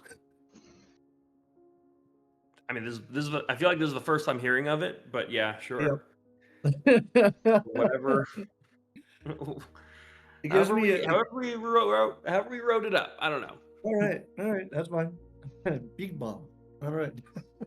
Okay. Okay. Just wondering. No. You can do some pretty crazy things. I looked at your Yeah. character sheet that one time I was playing it. Yeah. Yeah. So I thought I had that great. rule 3 application. Okay, but yeah, we'll go shopping. Well, Okay. I'll keep the fire going for y'all. Guess I'm just And then the stick I was using to poke the fire with. Oh yeah, I'll just use this arrow. Not gonna use it anyways. Oh. Someone else might want to use it. Mazarin, you know how to shoot a bow? That's when I apparate the giant harpoon in my arms. My gun can also do this.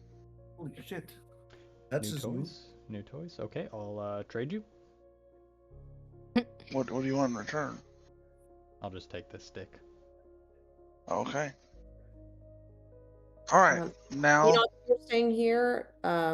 I invited an imp to have s'mores with us later when the sun goes down. So just keep an eye out for him. Just be nice to him. He's Okay. really sad and kind of pathetic, and I just, you know, he just needs a little boost to morale and camaraderie. Just needs So a friend. Yeah, I can be a friend. Yeah. yeah, I know you can. Do we have s'mores stuff? Where I did you don't think find so. this imp? I stumbled upon him. He's a really interesting guy. Once we sit down and you guys have a chance to talk to him, you'll see what I mean. But again, also side task: if anyone can find the ingredients for s'mores, that would be great. Well, maybe Bill's You know what? got I think the I'll stuff. do that. Yeah. Yeah. I'm looking for a task. So Thank you. Hunting for graham crackers and marshmallows and chocolate. And if you Alright. can't find them, then the next closest thing would be great. I don't think he's ever had a s'more. He's only read about them, so you know, we can Yep. finagle it. it'll be Got it. fine. Yeah, it'll be fine. I start heading towards the creepy back alley chip deals place. Your whole group just heads over there. Minus Enoch and Luminara. Yeah, Okay. Luminora's gonna break off and try and find Celeste while also looking for s'mores ingredients. Okay, so we'll start with the shopping troop. You all show up and you see this like just kind of like studious-looking minotaur behind a crate. As he looks up and just goes, "Oh, for fuck's sake! This is why you don't give handouts." All right, what'll it be then? Well, I was just looking for 2 things to purchase with Okay. coin. With have- real hard currency. With real hard currency, yeah. Okay. Yeah. The first thing would be any scrap metal you got. Scrap metal. Yeah, like metal that you're not using. Yeah, no, I know what scrap metal is. Oh, okay. Just give us a second, love. Okay. Noted. I've got something else. What else? Do you have the ingredients to make s'mores? Graham cracker, marshmallow, chocolate. S'mores. Yeah, s'mores, right? Some more. Yeah, it's a new Callum special. I don't leave home without it. Oh, really? Well, That's good to know. Yeah, I mean, Yeah. if you're on the road sleeping underneath, the night moon, you can't have a campfire without s'mores. exactly. Thank you. So we're, looking to make some. Okay, that's it. For me, yeah, that's all I need. Oh, Well, Scrap hold metal on. and Well, first of all, if this is the new Callum special, we could presumably find the ingredients anywhere, right? well, not no. No. Marshing mallows is a new Callum long-standing tradition. There's an order of monks dedicated to s'mores. Okay. All right. How much for the s'mores? Well, what's your party size? What was 6. there? And a 6, half, yeah. 6? if you want. Okay. Yeah. Are we aiming for like what? 4 s'mores per person? Nah, Probably Just like say 2. one for the two to yeah, 2 is probably good. Okay, so we'll call it a monk's dozen. Yeah. And then, do we want milk chocolate or dark? 50-50. Dark. 50-50, good call. 50-50. You never know. Yeah. 50-50? Okay. We'll call it 1 bar each. And will you be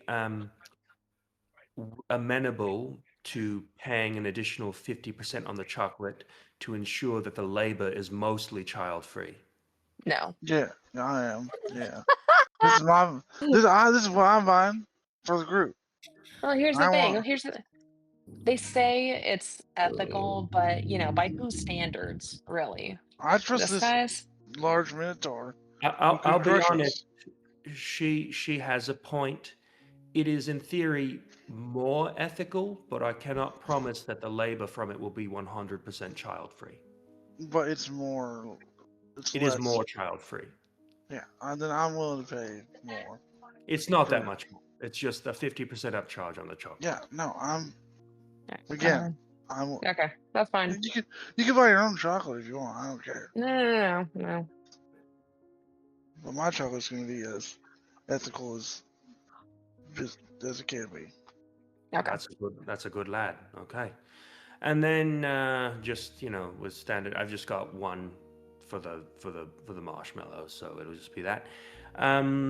It'll come out to, we'll call it 20 gold pieces. Okay. Oh, Well, it's scrap fine. metal. I've got a box of, I don't know, curved swords, scimitars, and what looks to be a couple discarded cannonballs. Call it 100 for the lot. Okay, so 120 out the door. You want to donate an extra 20? Oh, you meant 100 for the scrap and the s'mores? Yeah. Oh, okay, yeah, for sure. Okay. Coming right up. Okay, and then how about you, my mud masking friend? What can Barrelback Bill do for you? Muted. You're muted. Eddie, you're muted. I'm just here browsing. I don't really know. I found all I need in clay. He looks You- at you and says, "Does this one belongs to you? Yeah." Yeah, he does. Okay. All right, my friend. Are you a wizard? Yes, You look He's a- wizardy. yes. Okay. I'm alchemist. Best in I've whole got- world. I've got spell scrolls. Do you like spell scrolls? Yes. Okay. And how much gold do you have to spend? I look at Charles. You got no money for me. This ain't charity. I thought you said you were going to buy. Come No, on, I'm buying stuff for myself. Oh, on. okay. Nice man. This Come on, man scrap metal man. does not deserve a handout. But look at him. Look at how happy he is. What's the cheapest spell scroll you have? I mean, he's Smile. got money, doesn't he? We No, all I, have I, money. I lost The all money cheapest on I that could skill. do for a good old lad would be 200 gold pieces. 200. That's. You know what? You're gonna owe But me look at it 3. this way. Look at it this way. Come, bring it in a little closer so he can't hear us. This might be one of the last good memories he ever has. Think about how much it mean to him. Boy, he is old as fuck. Yeah, give me the one. What's the spell? I don't know. Let's take a look. I hate this already. Okay, let's take a look. And you want to go the cheapest? Because that's second Yeah, level. I do. I don't give a fuck if it's a cantrip. Let's see. I've got. How about a scroll of dragon breath? Think about how great that would be. No, that sounds dangerous. What's the safest, cheapest thing you got? Maybe like a a. scroll of mirror image. Yeah, I don't see what harm that could cause. And that's 200? 200 gold. I will throw in these. I have not had use. And I pull out the vial of the filter of love. It's a love potion.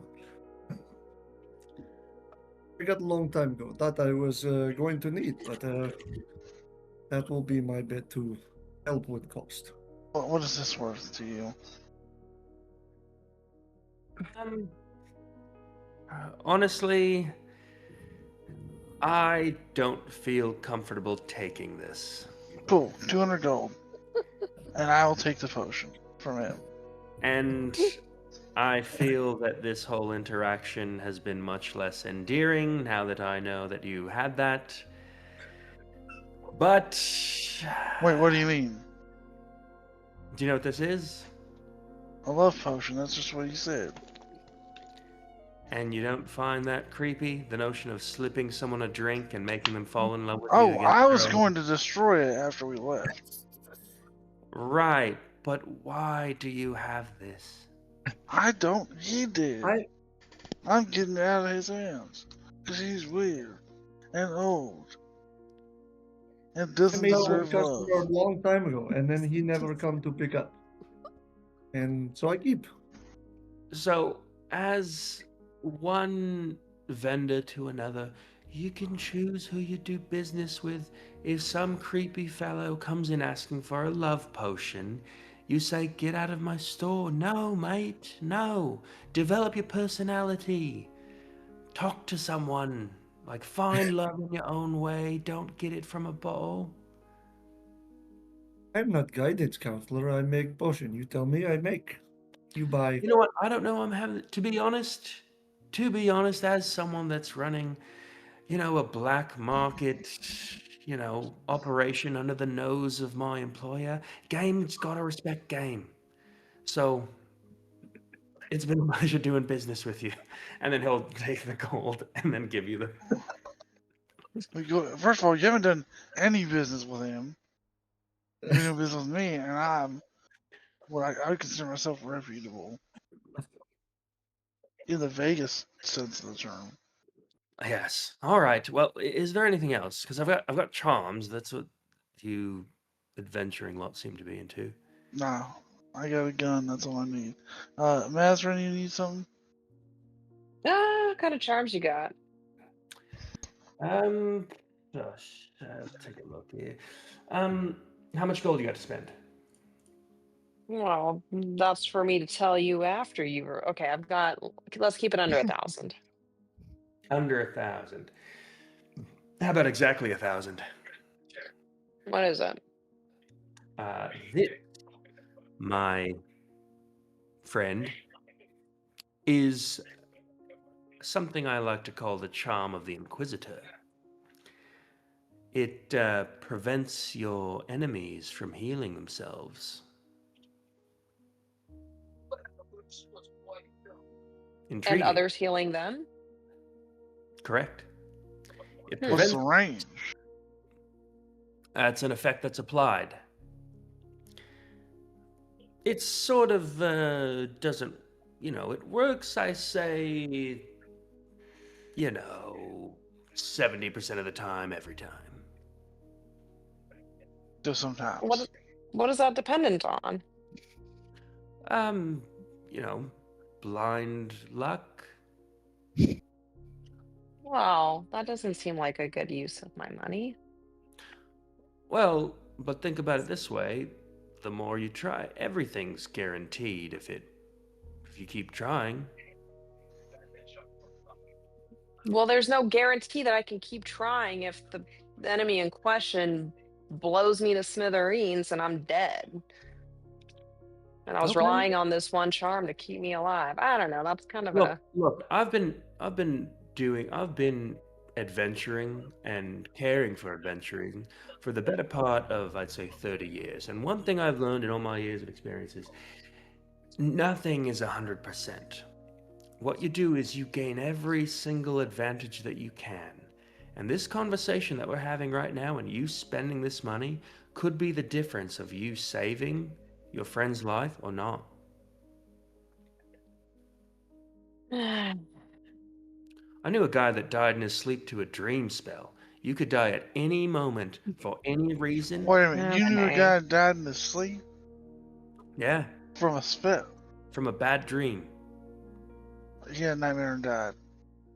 He had a nightmare about choking on a peanut. I actually don't know what the nightmare was about, but I know he choked overnight. Is he dead, or you guys get him back? No, he's dead. Oh, fuck. Hard way to go. Hard way to go.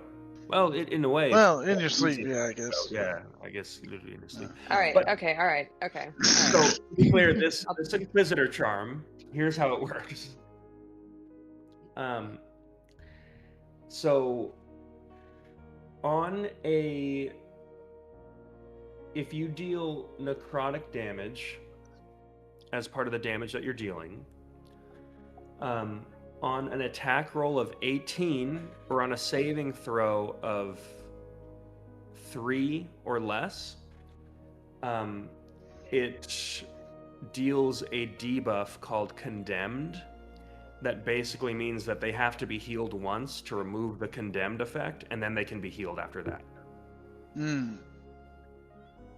They have to be healed once to remove the condemned effect, and then they can continue being healed after that. Yeah. Okay. And what are the conditions that this is applied to in the first place? You have to roll an attack roll of 18. Mhm. Right. Or if So you if deal I- damage with a saving throw, they have to roll a natural 3 or less. So they have to roll a natural 3 or less on a saving throw, and they're condemned. Yeah. Okay. 15%. I take those. And odds. this has to be when you're dealing necrotic damage. Oh, I don't think I deal a lot of necrotic. Yeah, that's not worth 1,000 gold to me. I don't do enough necrotic stuff. All right. Sorry, barrelback Bill. I'm gonna have to pass you up on this one. I'm sure it's useful for someone. What sort of stuff do you do? I'm more into Sure. like like fuck with your mind, read your Oh, thoughts. well, why didn't you say so? You need a Yeah. Pearl of the Mystic. Better yet, I already have one of those. Well, what could be better than one Pearl of the Mystic than 2? Does it I don't know. stack? You tell me. Yeah. And he just looks at you, Charles, and looks back at you, Mazrin, and says, and it does indeed stack. Okay. I don't know what it does. But stacking. Well, I know what it does, but in practical terms, what does stacking mean? In practical terms, if you buy another one, it reduces the number that you need to hit for it to work. So instead of a nat 20, I can roll a. If you buy another one, it'll be a nat 19, and he's selling 2. Okay. So the conditions are on a nat 20 attack or an enemy nat 1 save. So that closes the gap to 19 and 2. Yeah. Okay. And then what did you say after that? He's selling another one. 3. He's selling 2 of them. 2 of them. Oh, Two so I drop can down to make 18 and that 3. 18 and 3 and 3. 17. All right. How much for 2 of them? Well, Well, for 2 of them, I'd say 1,200. For one of them? 700. I'll do both for 1,000. He narrows his eyes and he says, 1150. 1,100 flat. Final offer. I am turning to leave the door. He goes, 1125, shake my hand. I don't have 1125. I swatched No. 25. No, stop it. Well, if you find, give me a persuasion check.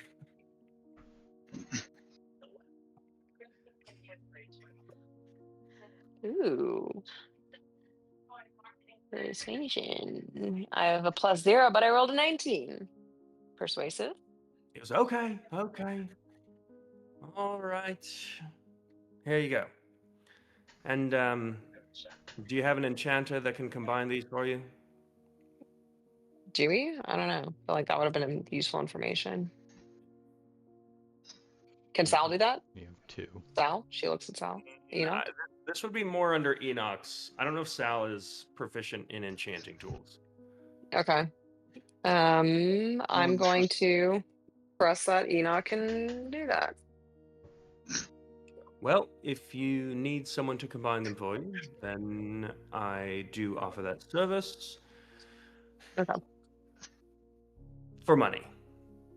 Of course. Okay. All right. Thank you. And she takes them.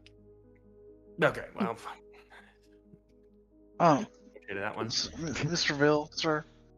Yeah, please, I'll Mr. be- Bill was my father. Just call me Barrelback, Double B, or Bill Jr. Or Billy Jr. Double B? I'm calling you that. I'll get out of your hair right after this. My friend said that there was a Goliath that was here with you. Yep. Is she still here? What's it to you? Yeah, what's it to you?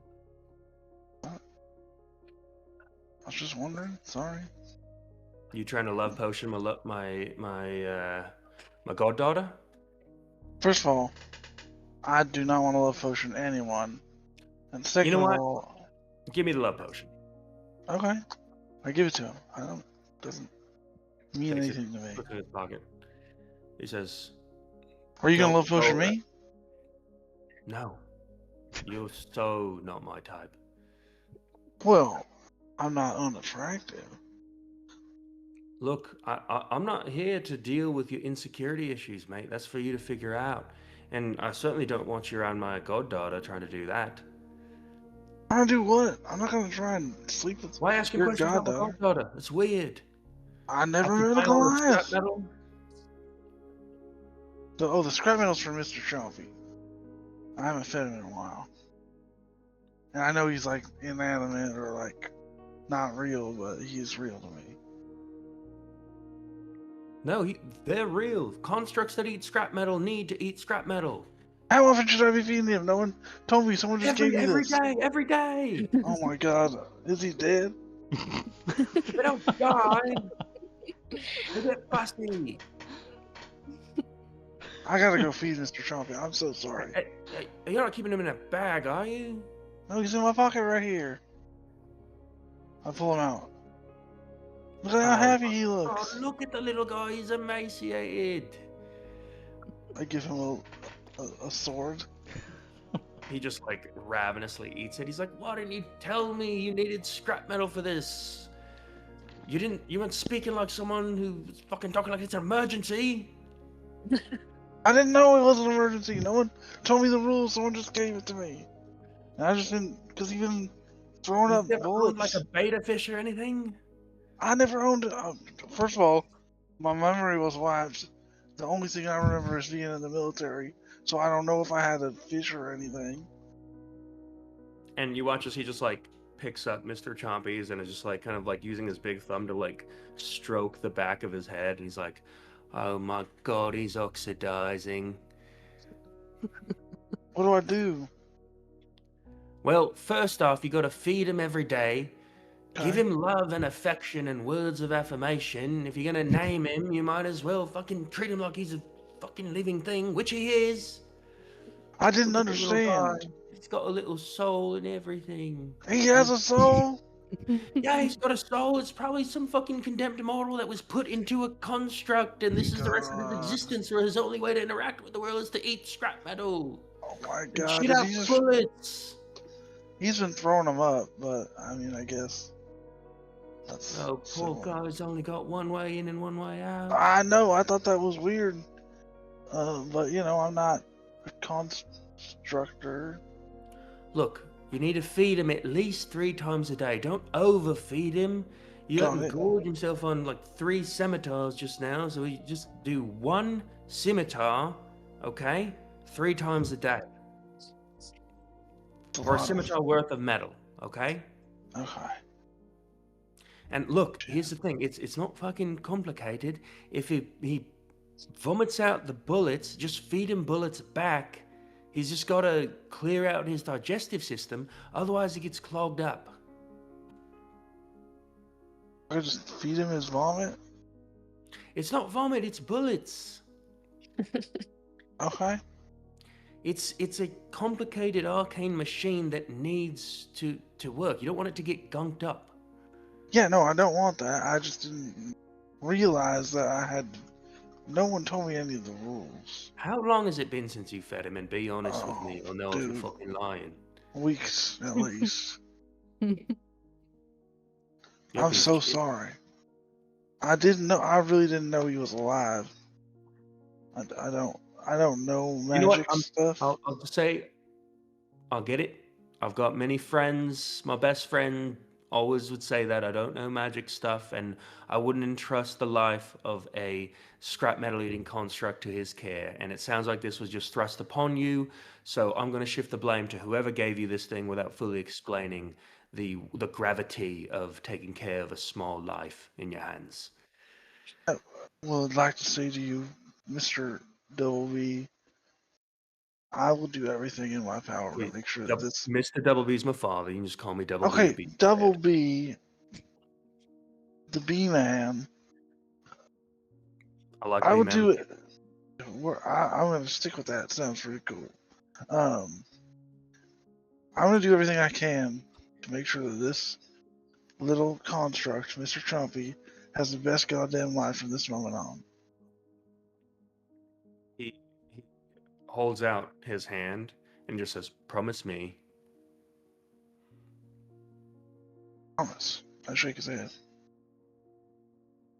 He nods at you and says, "Okay, here, you can have this for free." And he reaches back and pulls out a little bit of like this like tincture, and he says, "This is typically made for keeping certain metal-like and weapons, whatever, in pristine condition. But you take this, and maybe once or so a week, I want you to polish some metal with it and then feed it to him.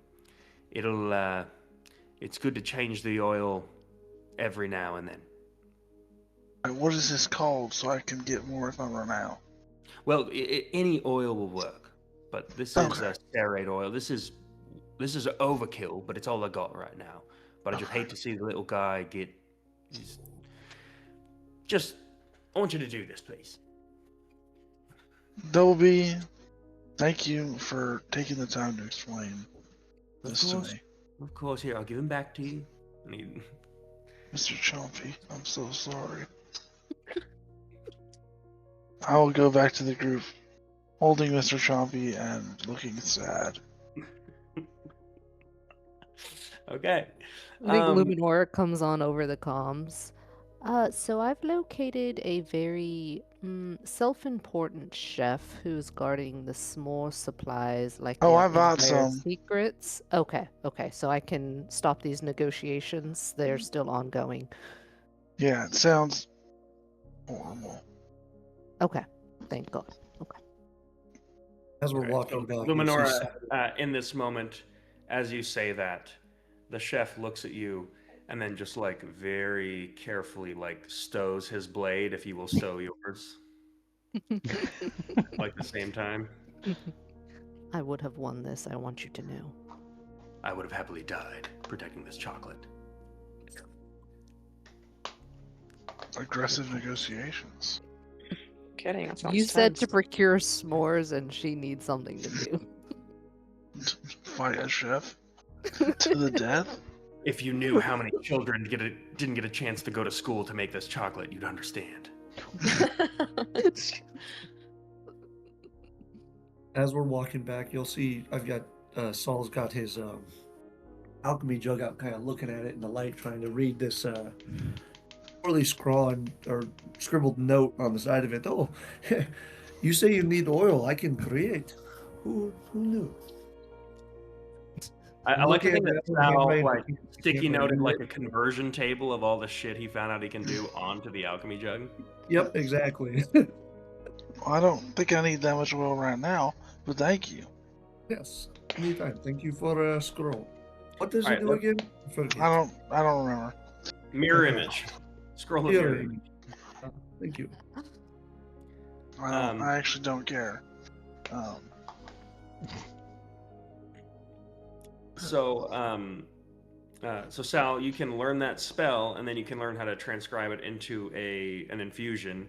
And if you ever use it, just let me know, because I've got I think, hilarious way to describe what that would look like. In the meantime, let's go to Luminora and Enoch, and what are you all doing with this bit of downtime? Luminora wanted to find Celeste, and then she was also on the s'more quest, which Yeah. we know how that ended. Right. More quests can please. S'more quest Check mark. complete.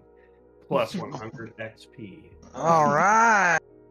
So, Mark it down in the Excel. Yeah, but it, it counts. It counts. all right, I'll put it in there. I'll open it up. As you go to find Celeste, you will notice she was having a conversation with the Valantians, Corvus and Azalda, and kind of sees you make eye contact and goes over to you, and she will just give you a big hug, as this is kind of the first time you guys have had a chance to chat since this all happened. Yeah, as Luminora is hugging her, she kind of like is kind of doing. She had checked earlier, and Celeste had seemed pretty hurt, so she's checking to see if she's still injured. It looks. Are you injured or? No, your friend made some rounds and punched me in the shoulder until I felt better. Oh yeah, he does that. You probably feel better. Yeah. Yeah. We were going to, I walked around and did some inventory. We were going to sit down and eat some food, and you're obviously welcome to join us. Did you in the shit, I need arena? s'mores for- Did you see any of the family, mother or father or Valen or?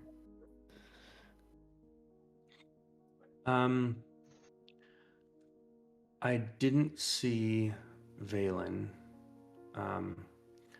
or father, just mother and some of the other matriarchs battling.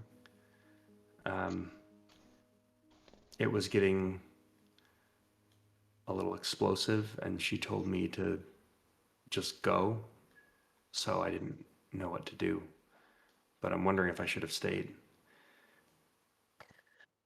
Well, if she told you to go, then that sounds like a direct order, and it's good that you followed it. Okay. And you did well back there. You really held your own. Technically, I'm the heiress right now, and you're still talking to me like... Technically, you never seemed interested in being the heir, so hard for me to. It's hard. It's a hard shift for me. Sorry.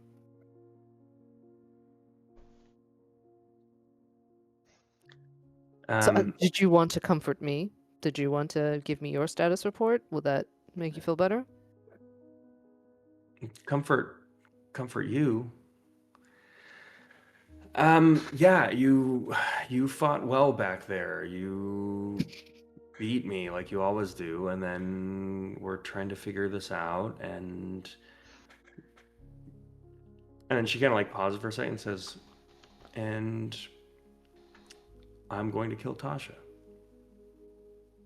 Oh, well, that's going to be very hard for you because I'm going to kill Tasha. Okay, well, we'll just see who gets her first. Okay. It might be better to work together to do it, but I feel that as the eldest, not the heir, I have dibs. Okay, well, we'll agree to disagree. Okay, that's fine. Okay, so like I said, you're invited to join us. We're going to kind of talk some plans, I suspect, but otherwise, you should probably get some rest and don't wander too far. I'm sorry. No, I forgot. You're the heir. And yep. She kind of narrows her eyes at you and then just like kind of hits you on the shoulder with her shoulder and says, I have talking with the Valantians, and we're getting a little bit of information coming from the city. It seems that Tasha has overnight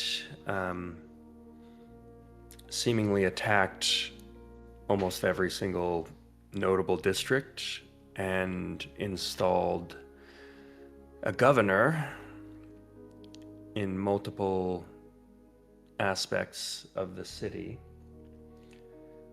It looks like she has perhaps been planning to do this for some time, because it wasn't just the arena where she made a scene. In fact, I suspect that a lot of that was to draw the attention of the houses, which explains the spectacle of it all. Until we can prove otherwise, a lot of our family members, extended family members, are probably dead or captured. And as far as mother, father, our brother, and Takamori, I'm sure that they have held their own and are somewhere fighting the good fight, or somewhere safe.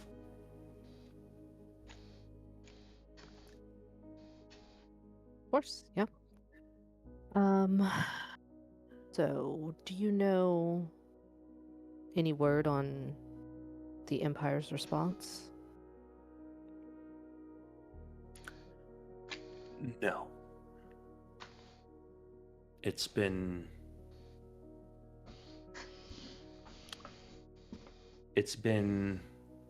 I would say, suspiciously quiet. Mm-hmm. Okay. This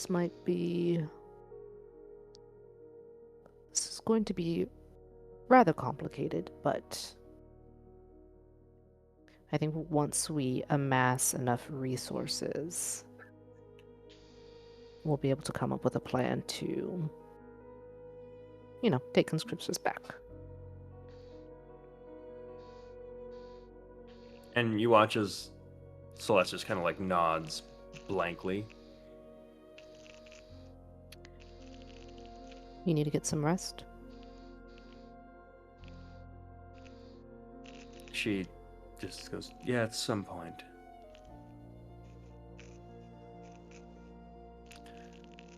Well, here's to taking Conscriptus back. And just kind of like nods.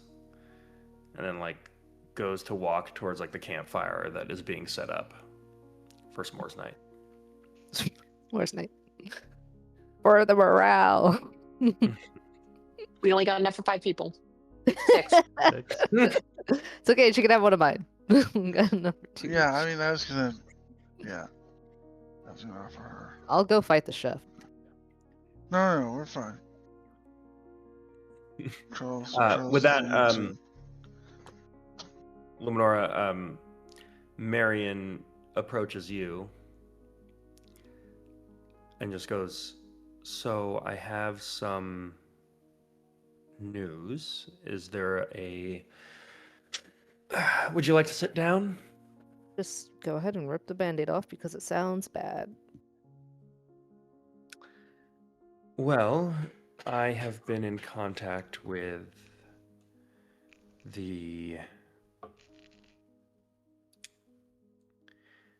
our contacts within the Shattered Covenant. And it is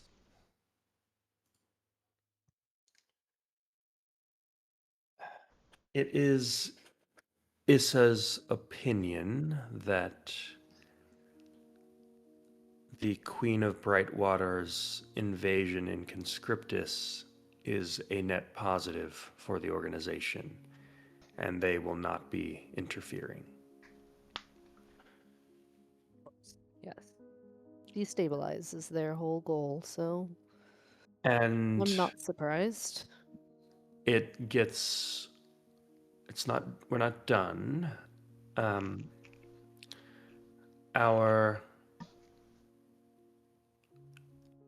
Our early intelligence is suggesting that the FETC has chosen thus far not to respond with its military.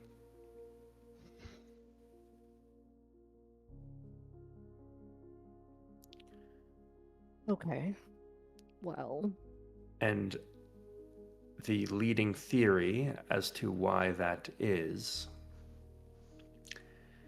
that this is being looked at as an opportunity to replace the houses of Conscriptus and the legacy of Zalathea as the military arm of the Empire.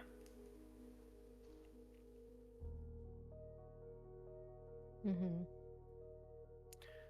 And based on the amount of chatter that is being picked up from a contact within the 6th house, we suspect that they are looking to replace the houses of Conscriptus. Are these governors that Tasha placed, are those part of the FETC's plan as well, or is that separate? I would view these as two separate things because none of these decisions are being made in Conscriptus. Okay. Okay, we can work with this. This is fine.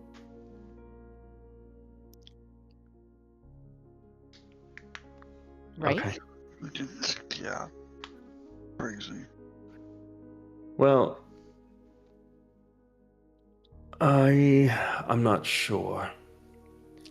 What do you mean you're not sure? This is workable. We've seen this. This is workable. Well, which part? All of it. And she takes your hands and just says, "What I worry about, especially now that I've been operating more and more on the outside, is that the fall of Conscriptus will make the Empire stronger. Under the rule of the Sixth House and the monstrosities that they are creating. Well, that's why we take Conscriptus back from Tasha, and then we rule the military arm of the FETC and figure it out from there. I hope it's that simple. I'm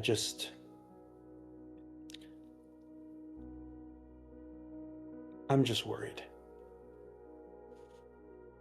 Of course you are. This is a stressful time. Thank you for the information. Is there anything else you want to report? She kind of goes very very factual. Kind of very blank-faced. She says, "No, Miss Catharis, that will be all." And then she goes to walk away. I'm gonna grab her hand. What, Marion? What's... I don't mean to sound callous, but it's not your city that has fallen and your family who has been broken up and may not even be alive right now. So I don't know what you need from me. She looks at you and says, "It literally has been. It always has been. All those things happened to me. Except I didn't have the chance to be raised as a princess with an actual family. I was adopted by the spy master. I was molded the way that you were, except by someone a lot less forgiving, believe it or not. So you act like I don't understand what it's like, but I literally do."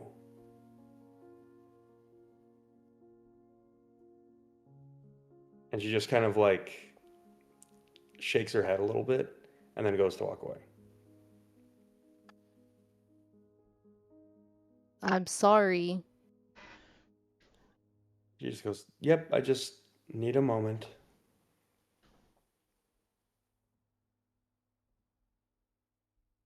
And then Lenore's gonna walk away somewhere that is not populated by humans or elves or any other beings. Okay.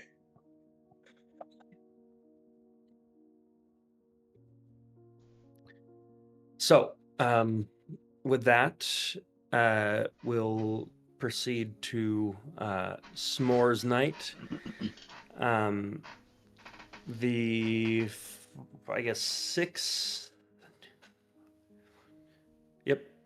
of you get to amass beneath the stars of the Clay Warrens as you enjoy some s'mores and just commune. As you find yourselves just kind of staring into the embers of this kind of dying campsite fire.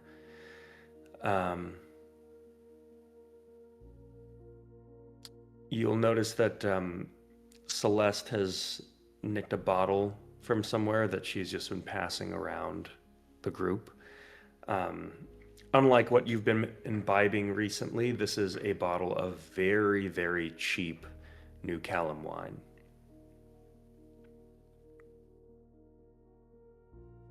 Charles loves this. All that hoity-toity stuff.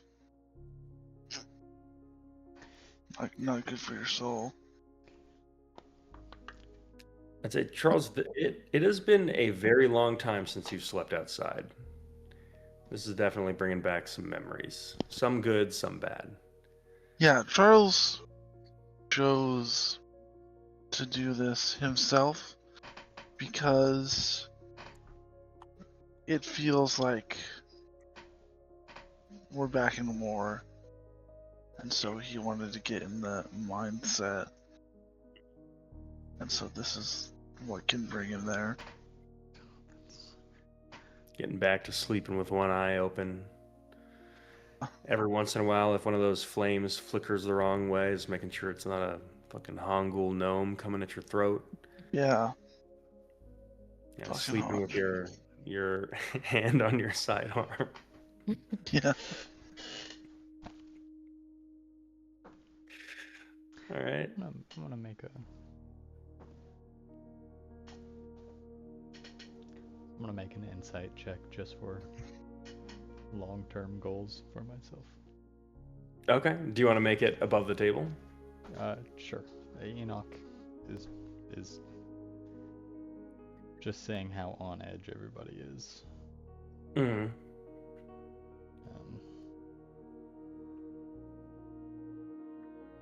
23. Okay. Here's what we'll do. Charles, with a 23, what does Enoch pick up on your demeanor?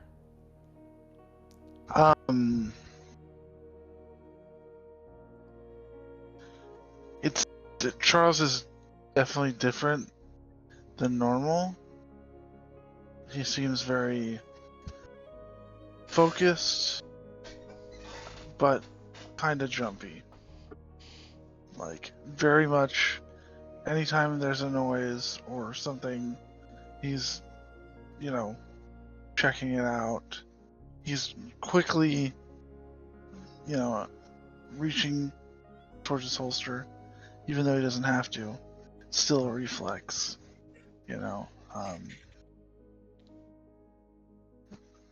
But he looks like determined.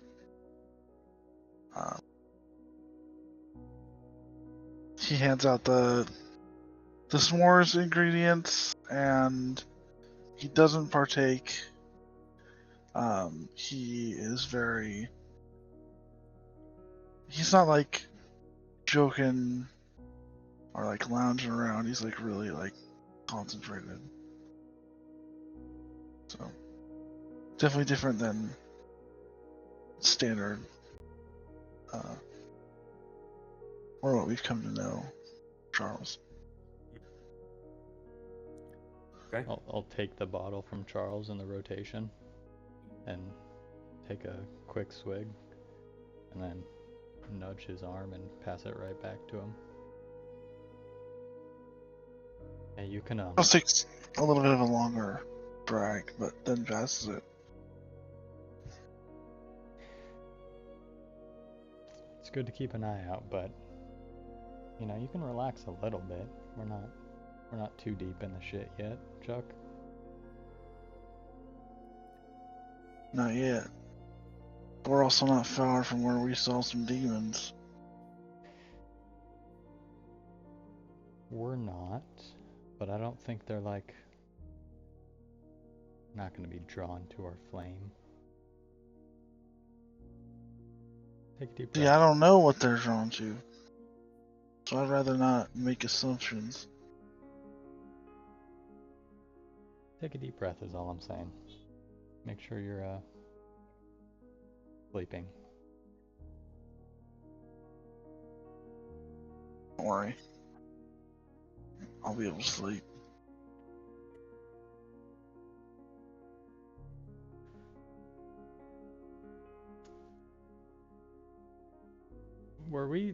Mazarin, were we supposed to...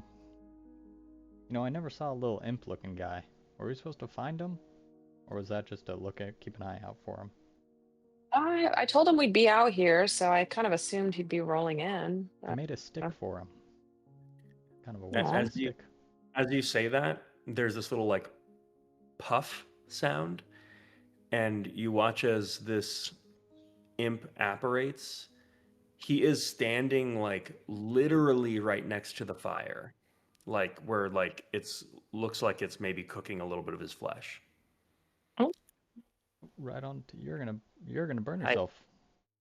Oh, it's okay. These books are flame proof. Are you flame proof? I don't know. Well, now's not a good time to find out. Well, Agreed. the fire feels nice in that place between where my legs meet. Oh, okay.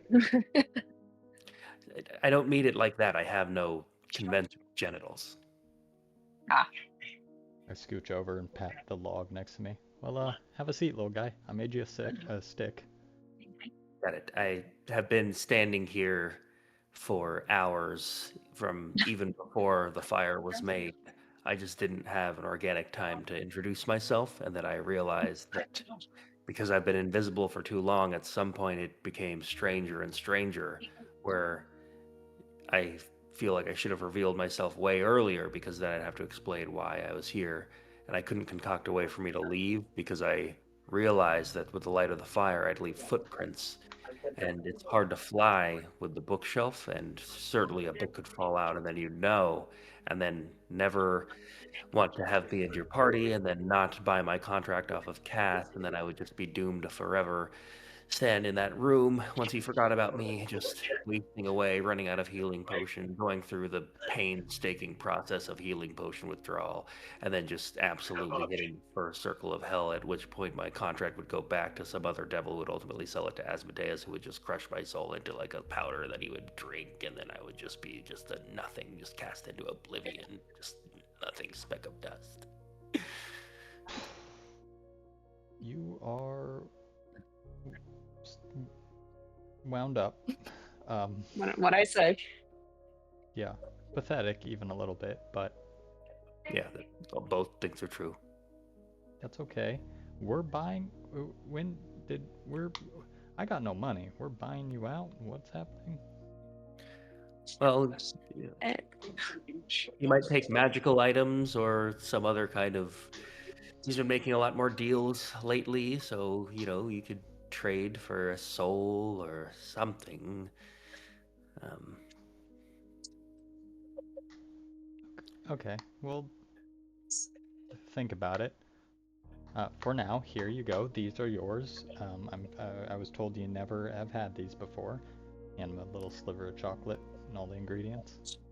He just like lays his like bookshelf thing down with like a heavy thud. It just like kind of like makes a big indentation about like 6 inches into the clay, and he just like grabs the s'more thing and just like kind of casually just like flops over into the flames, and he's just like in the fetal position in the flames with just like this like handful of s'more. Okay. You probably don't want to.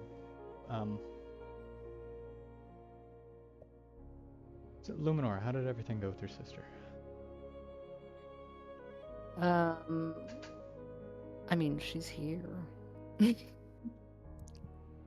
Actually, yeah, like Celeste's like right there. So Yeah, do you Celeste- ask that in front of? Celeste- Yeah, she goes, "It went well." Good. You know, family can be very, very difficult sometimes.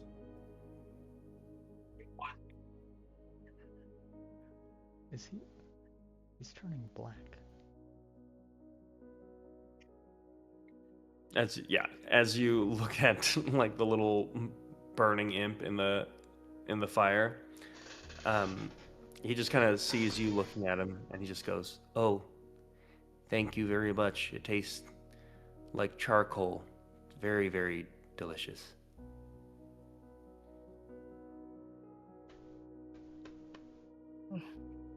I don't think I have the Are you being bandwidth to deal with facetious? this. I don't. No, charcoal is one of the finer things in life. To burn something into a char and to ingest it is a pleasure that is most palatable for an imp like me in the hells. Usually it's with the flesh of believers, but I'm a vegan, so this is the next best thing.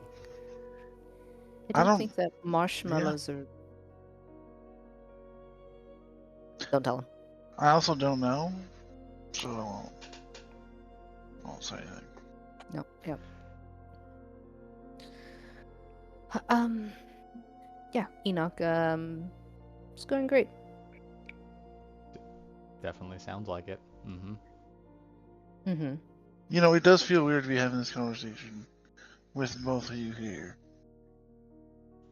Enoch asked. Listen, I just want to make sure we're all right. Okay, we're you know, tensions high.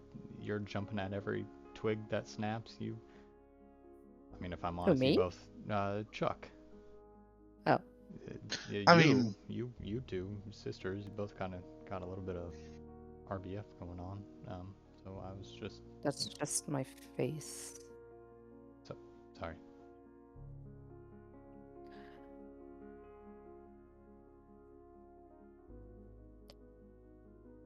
Where's Miriam? Wasn't she with us? Nope.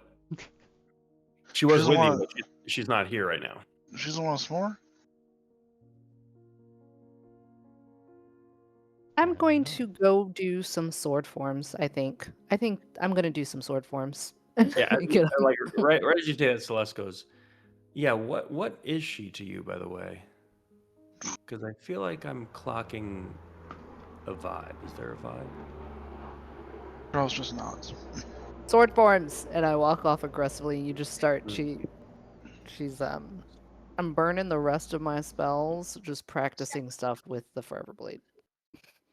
It's a lot of lightning, just lightning galore. You hear like a slightly inebriated Celeste just say, "You can't cut away all your feelings, sister. Even using your grandmother's sword." There's definitely a vibe of that. Like if Luminora stops moving, like a whole bunch of feelings are going to catch up with her, and it's going to be a problem. So Mhm. that's the energy she's giving off right now. Yeah. You try. With that, Celeste looks over to the rest of you and just says, "Well, I don't really know how to talk to you." Well, So, what do you want to know? I think I'm good. And she leaves. You're always welcome at our fire, Celeste. Thank you. Oh, sorry. And she comes back and she almost took the bottle and she just drops it. Or just like sets it down in the clay. And then she points at Sal and says, "I think he's dead," and leaves. If only. Just a quick check, make sure his chest is moving. Yeah, Give me a medicine check. 6. He's Might fine. be dead. Yeah, I think I see some movement. I mean, you don't, but like, what are the odds he would just randomly die right now and here of all places? You know? Probably as good as anywhere While else. sleeping, Not 0. having a dream. Not 0, but low. Yep.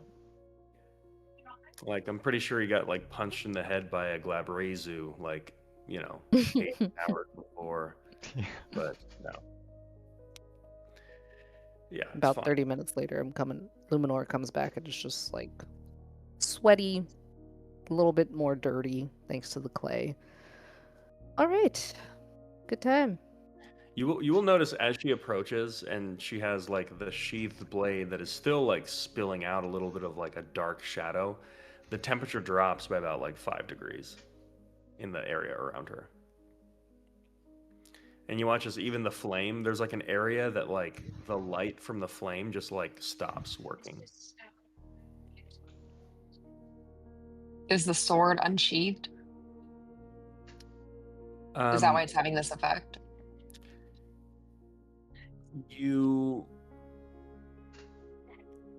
No, the sword is sheathed, but it's even the smoke that's like the darkness that's spilling out from like the tiny like microscopic crack of where like the blade and the sheath meet.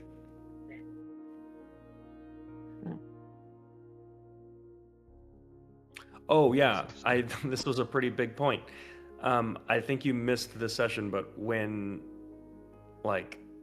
Tasha attacked, she like well, basically, Enoch was able to nick the Zalathea's actual sword, the one that she was like named after, and give it to Luminora when you got out of the city.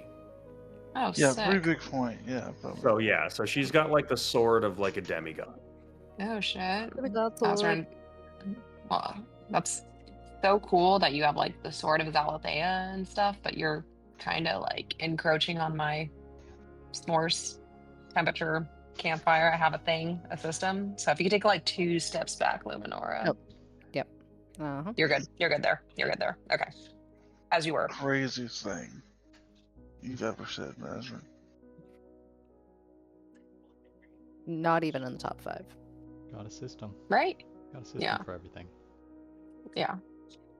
Yep. There's a proper way to do s'mores. You're right. Well, anyone up for a game of knifey fingers? I don't know. This party sucks. Do you mean us as a group, or no, just the or this attempt current to hangout want a shit? social shindig, bring spirits together. I tried. Okay, this is what happens when I try. So I'll- maybe next well- time, one of you guys try, and then it can suck a little bit more or less. Well, Well, does anybody know how to play a guitar? I do know how to play a guitar. Well, we have Charles a really pulls out his fancy- guitar. No. And she pulls out, we've got this really fancy one. What? Okay. Use this. Charles begins to play that guitar. Wait, remind Yes. me, where did the fancy guitar come from? It's a Ristori guitar, and we Oh. got it from, I don't know, Serafina? Part of a gift? Gift package? maybe that sounds. I thought that's where I got my guitar. I think that we got it further back. No, Oh, no, it's no, from yeah. Casaria. She gave it to us as a thank you gift when we. I think Saved that's the them on guitar I'm trade. using. Yeah. Well, this one, I don't know. It's a Ristori one that can cast Prayer of Healing, Yeah. Oh, okay. Oh shit. Yeah. and I think there were 2 different ones. a 10-minute Okay. performance can be used as a bolstering performance. Don't know what that means. That's a skill I think I have. Okay, maybe Actually. maybe we are talking about the same. I don't remember. I need you guys to keep track of your inventory. We're gonna say they're the same guitar. Yeah, I mean mine just says guitar. I added it. Custom. All right, so we've got music, we've got food, we've got drinks. I think the only thing that's off is the vibe, and I can't fix that. In fact, I'm probably making it worse. So, do you want me to leave? I can leave. No. No. Stay. Stay. We'll fill the gap for you, Luminora. You pop a squat. Yeah. Okay. That means sit I down. can cover my face up if you want. Like, you know. No, we don't want you to Okay, cover your alright, face don't be up. silly. Ice cream. But I will now play the guitar. Oh, I can almost hear it. Hey, wait a minute. This Okay. is pyre music. All right. So as Charles just begins strumming away, we are going to say I think there were. I'm going to say it. I think these are 2 different guitars. So I think I think you're right. yeah. Because mine's just a right. I have bolstering performance as one of my fighter abilities. So so James will say you can roll. I'm going to say a 2d8 plus your charisma modifier, and you can heal everybody that amount. 2d8. Actually, here's what I'll do. We just roll the 2d8 plus charisma and tell me the result. It's like charisma.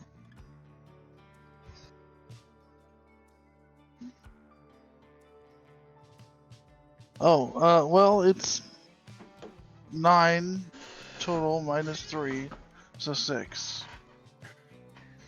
Okay, I'll tell you what. In this instance, instead of your charisma, add your dex modifier. That's So plus I guess 5, that makes so sense. 14. Okay, so you guys can choose to take 14 hit points of healing before presumably your long rest, or I will offer you a d6 inspiration that will stay. Take that. Inspiration, please. Inspiration. Inspiration. Take the healing.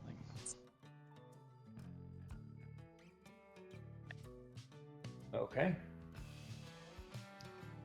All right. So with that, is there anything else that any of y'all are doing as the guitar play rings out into the night?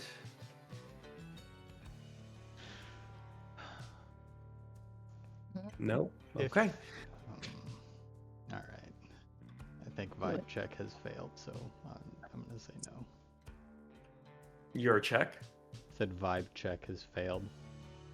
Hmm. Vibe check failed. Just do it. Just do it. All right, let's. I cannot do this, but I will ask for bending of the rules to allow me to do this. Enoch stands up and like wanders out into the dark of the clay wastes for a little bit, Mhm. and just goes and grabs like the branch of a yew tree and a hunk of clay and a particularly shiny rock and the bone of some dead animal he finds out in the darkness, and comes back and flaps open like a leather like a roll of leather that has a bunch of tools in it, and shapes the mud into like a rough bowl, and then places it next to the fire to harden a bit, or the clay, Mhm. and takes whatever little bit of alcohol or however much alcohol is left and just like pours it into that bowl. So I got a ritual that the Ashborn. Normally we do it before a fight, which I suppose maybe this is still appropriate. It's sort of a get to know the people you're gonna die with kind of thing. And we're not gonna die, definitely not. And he like takes some of those animal bones and begins like cracking them, breaking them in certain points, and draws out a rough primal magic sigil in the mud and the clay in front of him. If anyone would like to partake. Is that a ritual that I recognize? I would say it seems very familiar. Can I assist him in setting it up? Enoch, would you accept assistance here from someone who knew what they were doing? Yeah, you, Charles, if you could, along these axles, just, write some of those runes of transformation from your gun stuff. That'll probably work the same way. You got it. Charles writes, transcribes runes.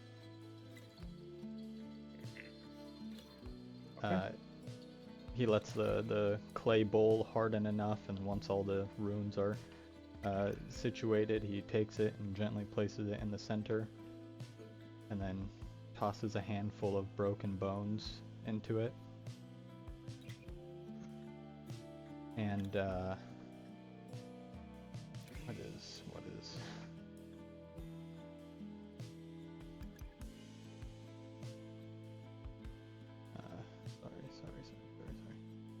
and casts a very weak form of Zone of Truth as the bones dissolve. Okay.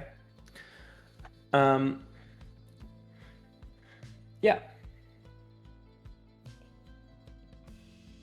So you can absolutely you perform this Agati ritual.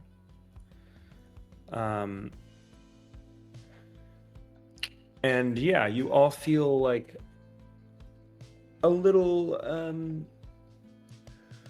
maybe a little more forthcoming, a little bit more like less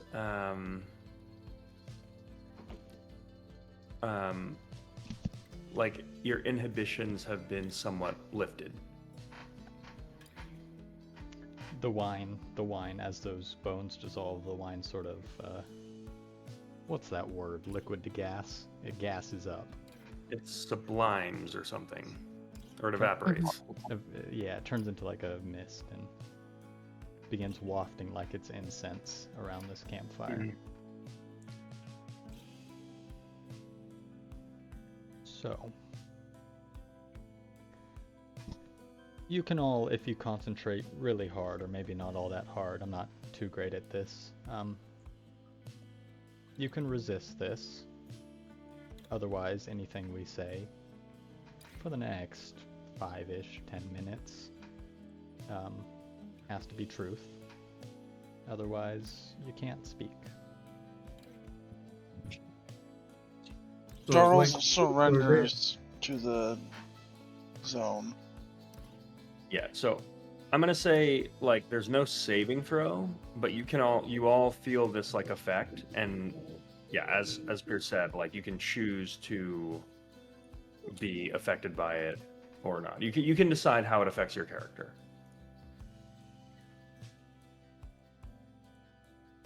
I accept.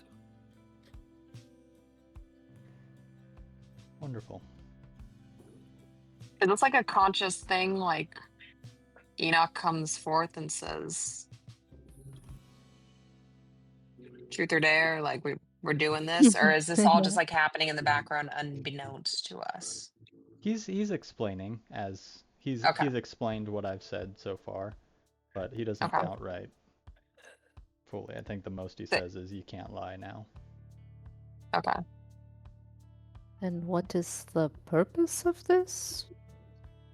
Team building. Team building, yes. Hmm. People are typically, you know, play their cards close to the chest, and when you're going to take down a beast that is 10 times your size and can wipe out your whole village with one exhalation, it's good to know what the people around you really think and how they really feel. You know, I've had for a while, and I take out that jar with that biting worm. Oh shit. I have had this for a while, and I've wanted to do alchemy, but I think he is cute, and I want to keep his pet. And I like playing with the jar. Crazy. Not even sure I Sal forgot you still have needs that. the zone to just say that. Yeah, right. I mean, to Like be fair, I feel like he would have just said that. Yeah, you probably to would be have. fair, it has not come up yet. That's true. Yeah. What the hell is that thing? It is a worm from that creepy. Oh, What yeah. do you say? Oh yeah, when we were in the tent and the Yes, worms and were I- biting the people like, and in the they were face. swimming around. Yeah, And you remember closer that? to there. Cat one. He wasn't here. That was before he joined us. Oop, oop. Oh, Sorry, yes. this is pre-Enoch. Yes. We had a big Alright. fight and a catch, and I was going to use as a. I don't even know, but I like him now. I call him Bob. Okay. Charles leads over to Enoch. To be fair, I don't really remember this either. must not have been Thank that you. important or dangerous. Thank you for sharing, Sal. It was pretty dangerous. I'm pretty sure we were being attacked by hundreds of army men, and yeah, it was like a life or death situation. But I'm glad that's what you took away from it, Sal. Little souvenir. Yes. I'm just sitting there playing with him, looking at him. Is it probably like savagely like biting at the glass, trying to get out? Maybe keep him in the jar. Oh, yes. I don't think he is ready to come out yet. Should have seen what's his name try to put hand in jar and pet. Glad I did not let him. I'm glad you didn't either. Well, Oh, during this whole time, Charles has had Mr. Chompy on his shoulder. Just Aw. chilling. 'Cause I don't want him to die. I will start with a statement and then a question. You all are definitely the closest thing I've had to accepting friends. Really glad that I got put on that mission to go. Man, I was probably just there to die with all of you. But glad I didn't, and really I think that even if we don't, topple the FETC, that we're all crafty enough to make some change for the better. We're glad to have met you, Enoch. You're a good friend. I have to say, I was worried you were going to get addiction to the crystal I made. That made you go weird fast. Oh, it's excellent. Anytime you want to give it to me, feel free. It is I probably shouldn't have said that. That's quite good.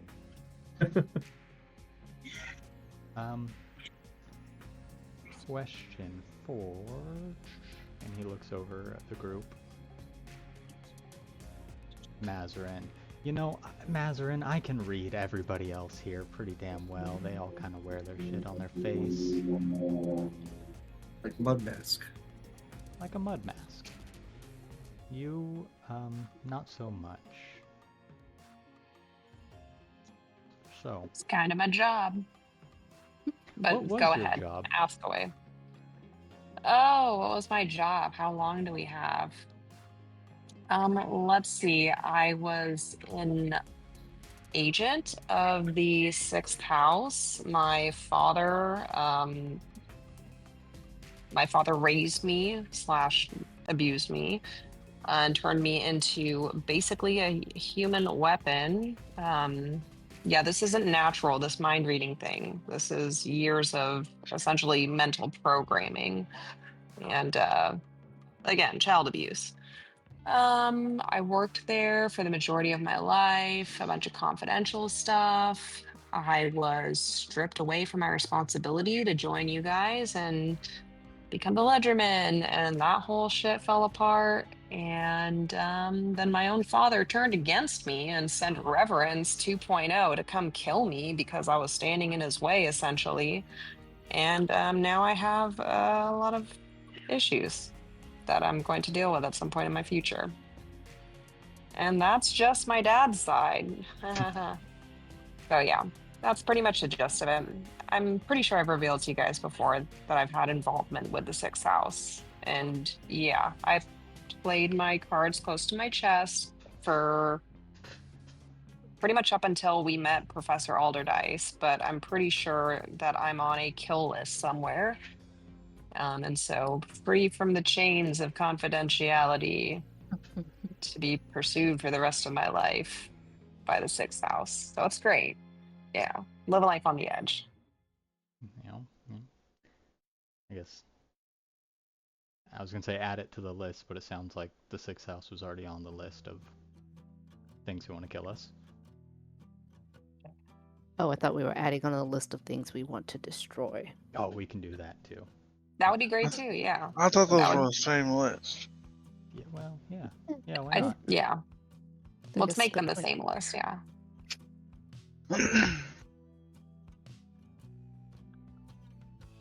Yeah, I'll topple a whole secret intelligence agency for you.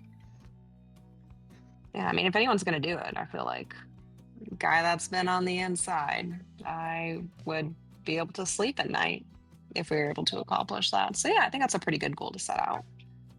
Also, I don't think I told you guys, but my mother is missing. The mother that I pretty much did not know my whole life. I tried to find her while we were staying in the sanctuary. Found someone who knew her. They told me she disappeared a long time ago, and that's as far as I got. What's her name? Verindra.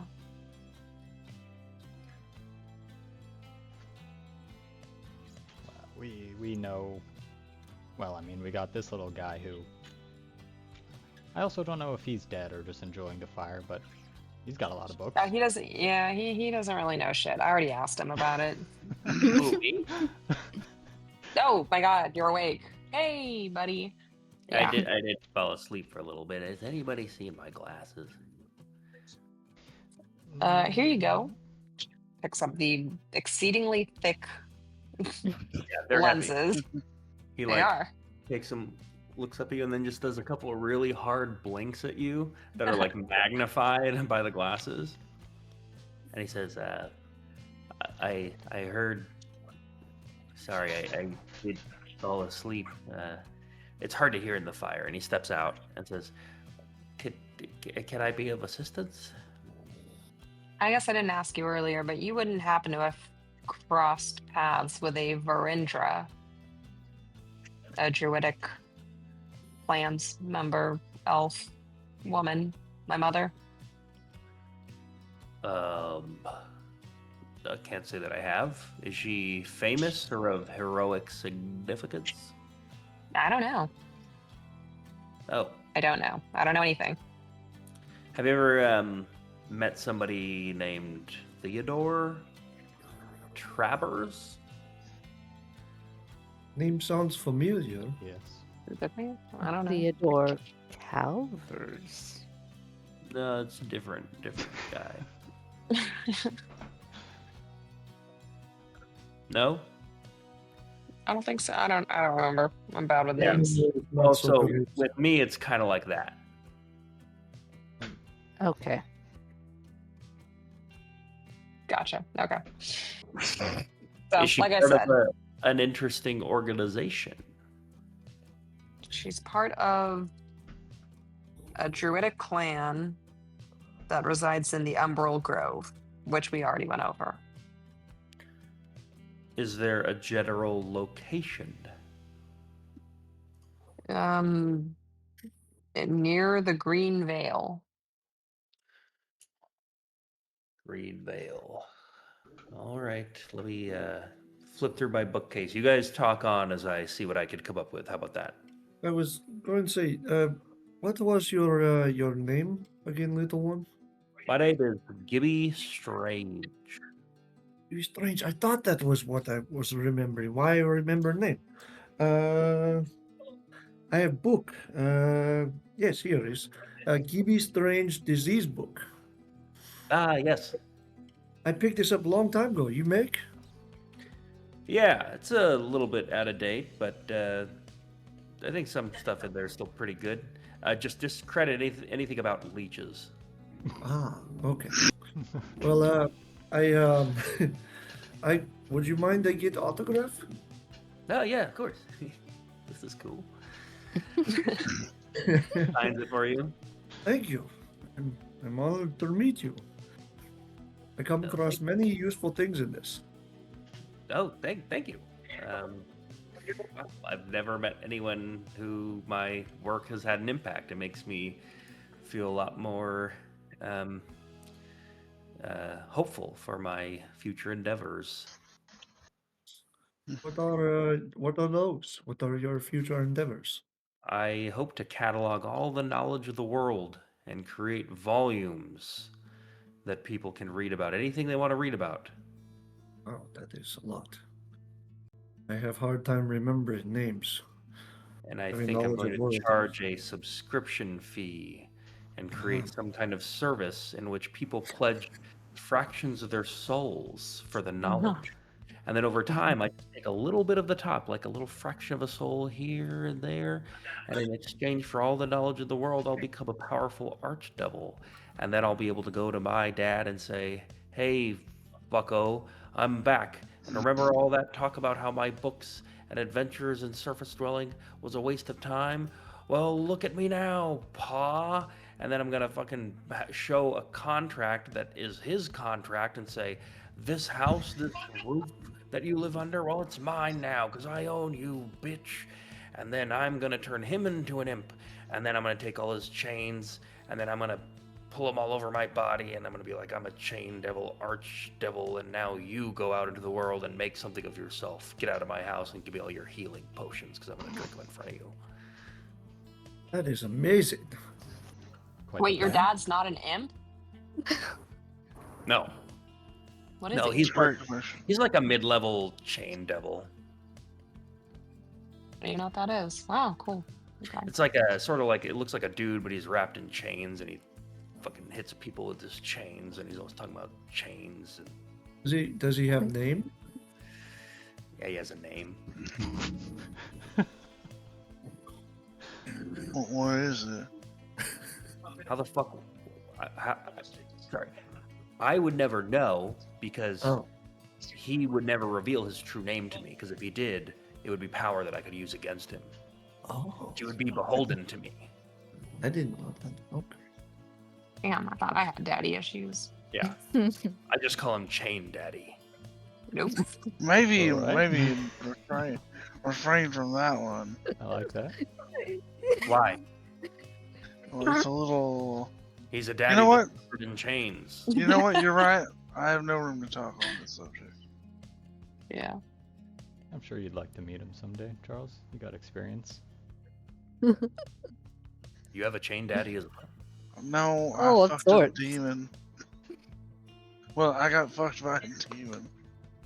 Oh, It's a long Yeah. story. No, we- In more Literally. ways than one. Yeah. Well, yeah. I mean, I assume. Butt stuff.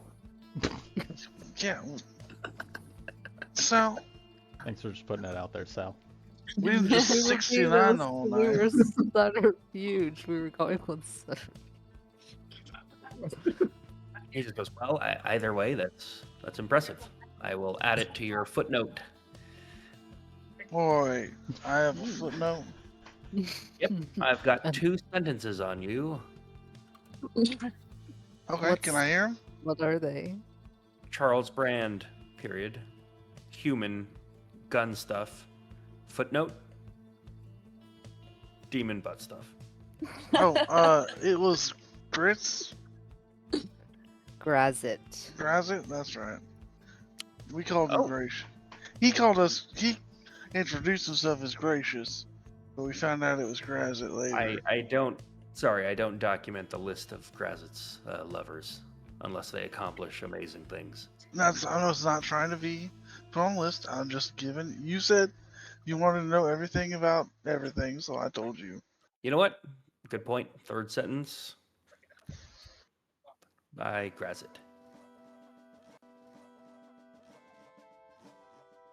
Okay. Okay. You said you know everything, or you're trying to learn everything. What do you know about Orcus? Okay. Is now really Or- the time, Chuck? Could we just relax for like Okay. nine? Okay. Never mind. Get back to me later on that, though. He's holding a big book that says "O" on it. He's like, "We doing this? We're not doing this." And he goes, No, like, not slowly- right now. Okay. But thank you for being so willing. Yeah. I mean, stuff like that is exactly my my bread and honey. I mean, I was kind of assuming that's why I asked you. Yep. Well,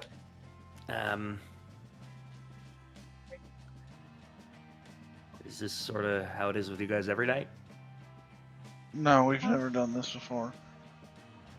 You guys, the fumes are running out, and it's fine, but Oh. I can only do this so many times. There's no dead animals in this place. Well, is there something specific Yeah, do you have you any want us to questions? talk about? Oh, you want me to? Okay, yeah, I'll lead again. Hold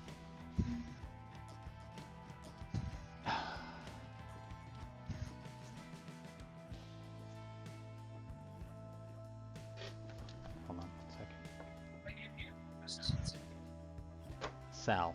Salamander. You, my friend, are my favorite out of this bunch, if I'm being honest, and I can't not be. I think that we could make quite a bit of money, but also I think that we could discover things nobody else has discovered about the way of magic and the way of the body. You know, the body has its own kind of magic to it. It's you kind of do your thing where it's not really what Luminora and Mazarin do, and I kind of do my thing where it's not what either any of you do, but they're kind of the same thing, and there's something there. But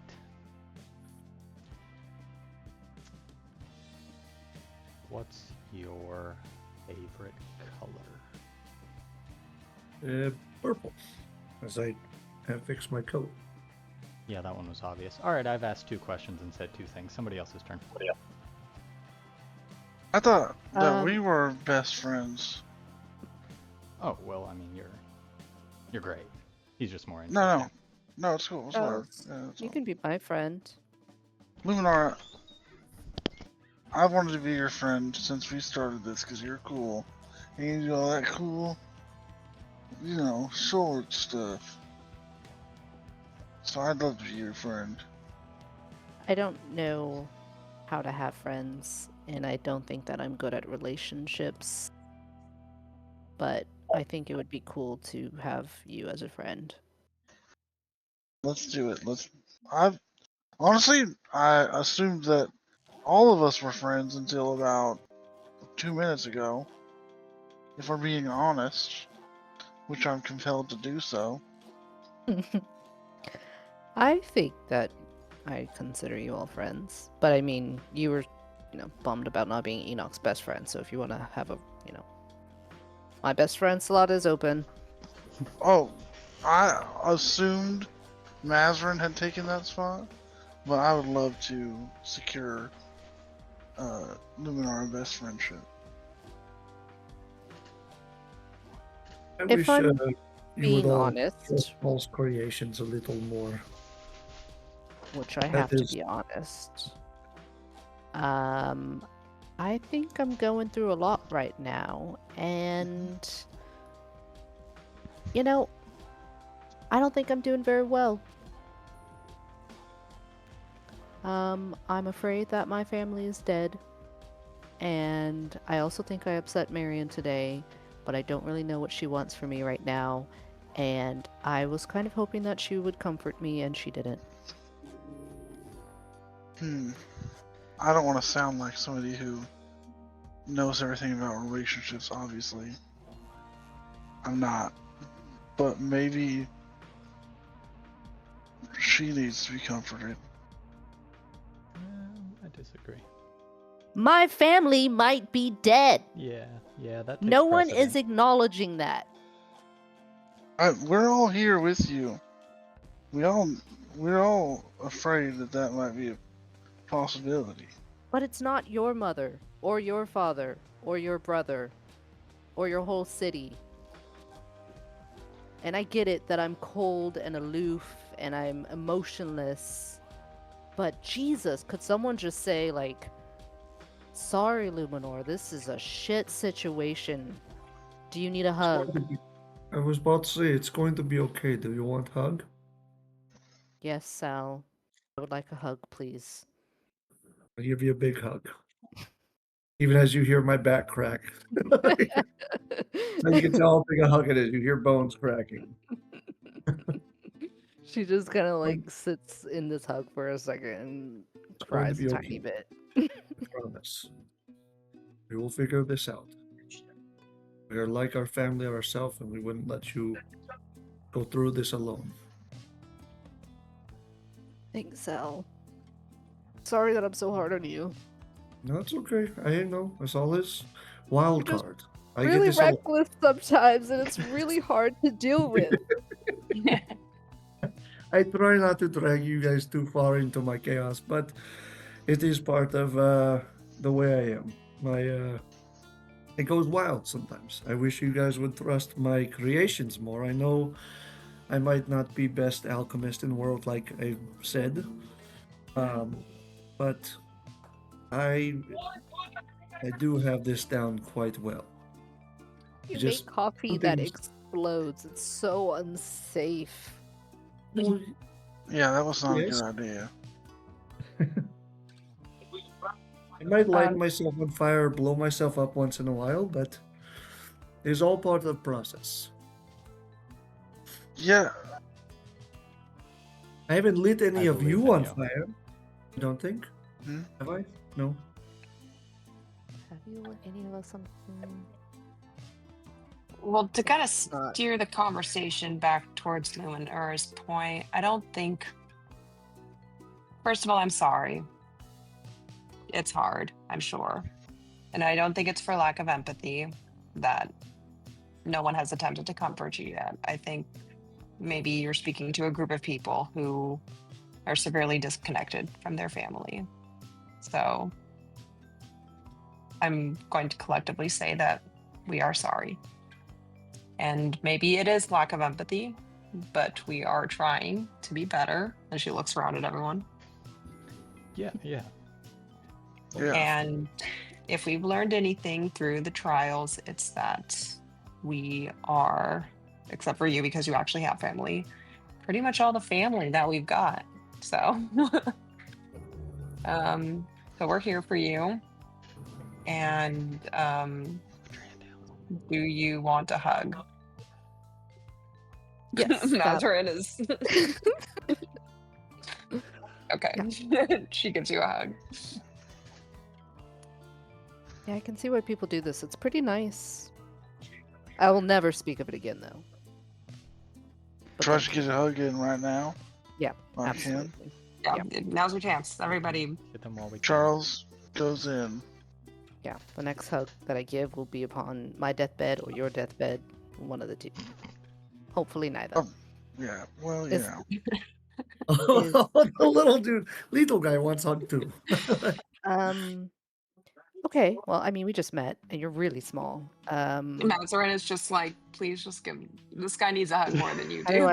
do I like bend down, and I like don't know what to grab because I'm afraid I'm gonna squish him. You can pick him up. Okay. Yeah, just grab me by the soft bits, not the ribs. Okay. I go for the soft bits, which I assume are the shoulders for some reason. So I'm holding him like a clothespin. Okay, you just kind of like pick him up, then he just like, as you get closer, he starts doing like the grabbies. He's like, Puffy hands. Yeah. that's good. Okay. I like to stand on shoulders and whisper things into people's ears. Okay, well, I'll put you on Mazarin's shoulders. Then Let Sal? me get a little who wants? towel. No, I'll take him. Yeah, Here you go, Yeah. Gibby. you're the, Strange. you're the first one that was nice to me out of this group, so I think it makes sense that I'm on your shoulder and whispering it. Yeah. Very- Does make sense. It is uncharacteristic of me, but We're doing for better or for worse. Here we I'm are. a devil. I can Characteristics see people's now. head and feel pity, and I used it against you. Oh, Oh, this is this little truth zone. So, Yeah. I Yeah. didn't realize you that got would me. affect you. Enoch, He's a person I too.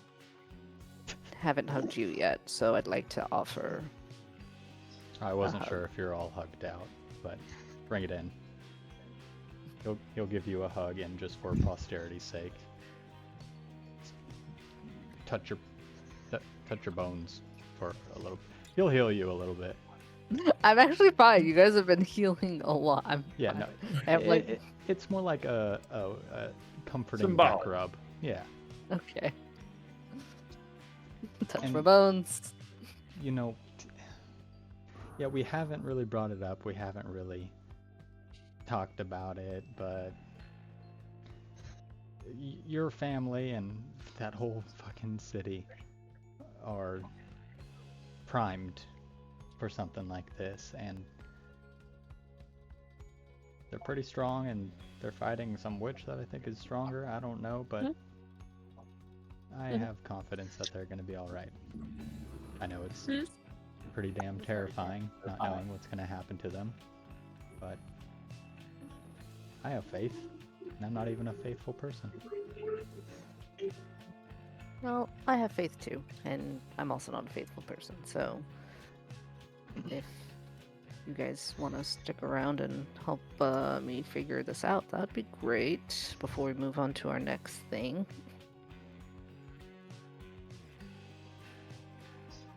Yeah, of course. As I go Yeah, I back think to, we'll see this through. as I go back to sit down, I'm gonna send out a little private DM to Marion.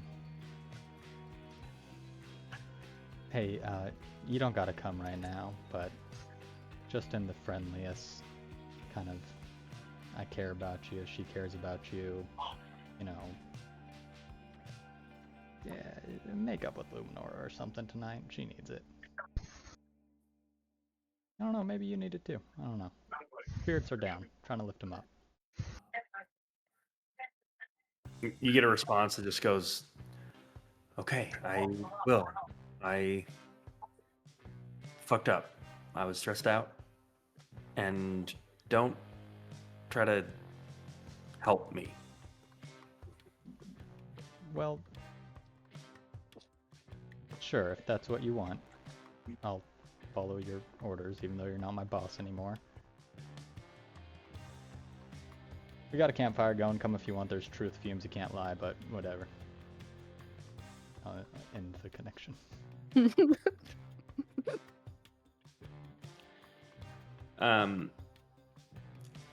Marion sheepishly, like immediately, like sheepishly kind of comes over and just like sits down next to Luminora and then just like rests her head on her shoulder. Hi. And she whispers in your ear, so that trying to not let anyone else hear that, just saying, "I'm sorry about earlier." It's okay. Thanks for coming.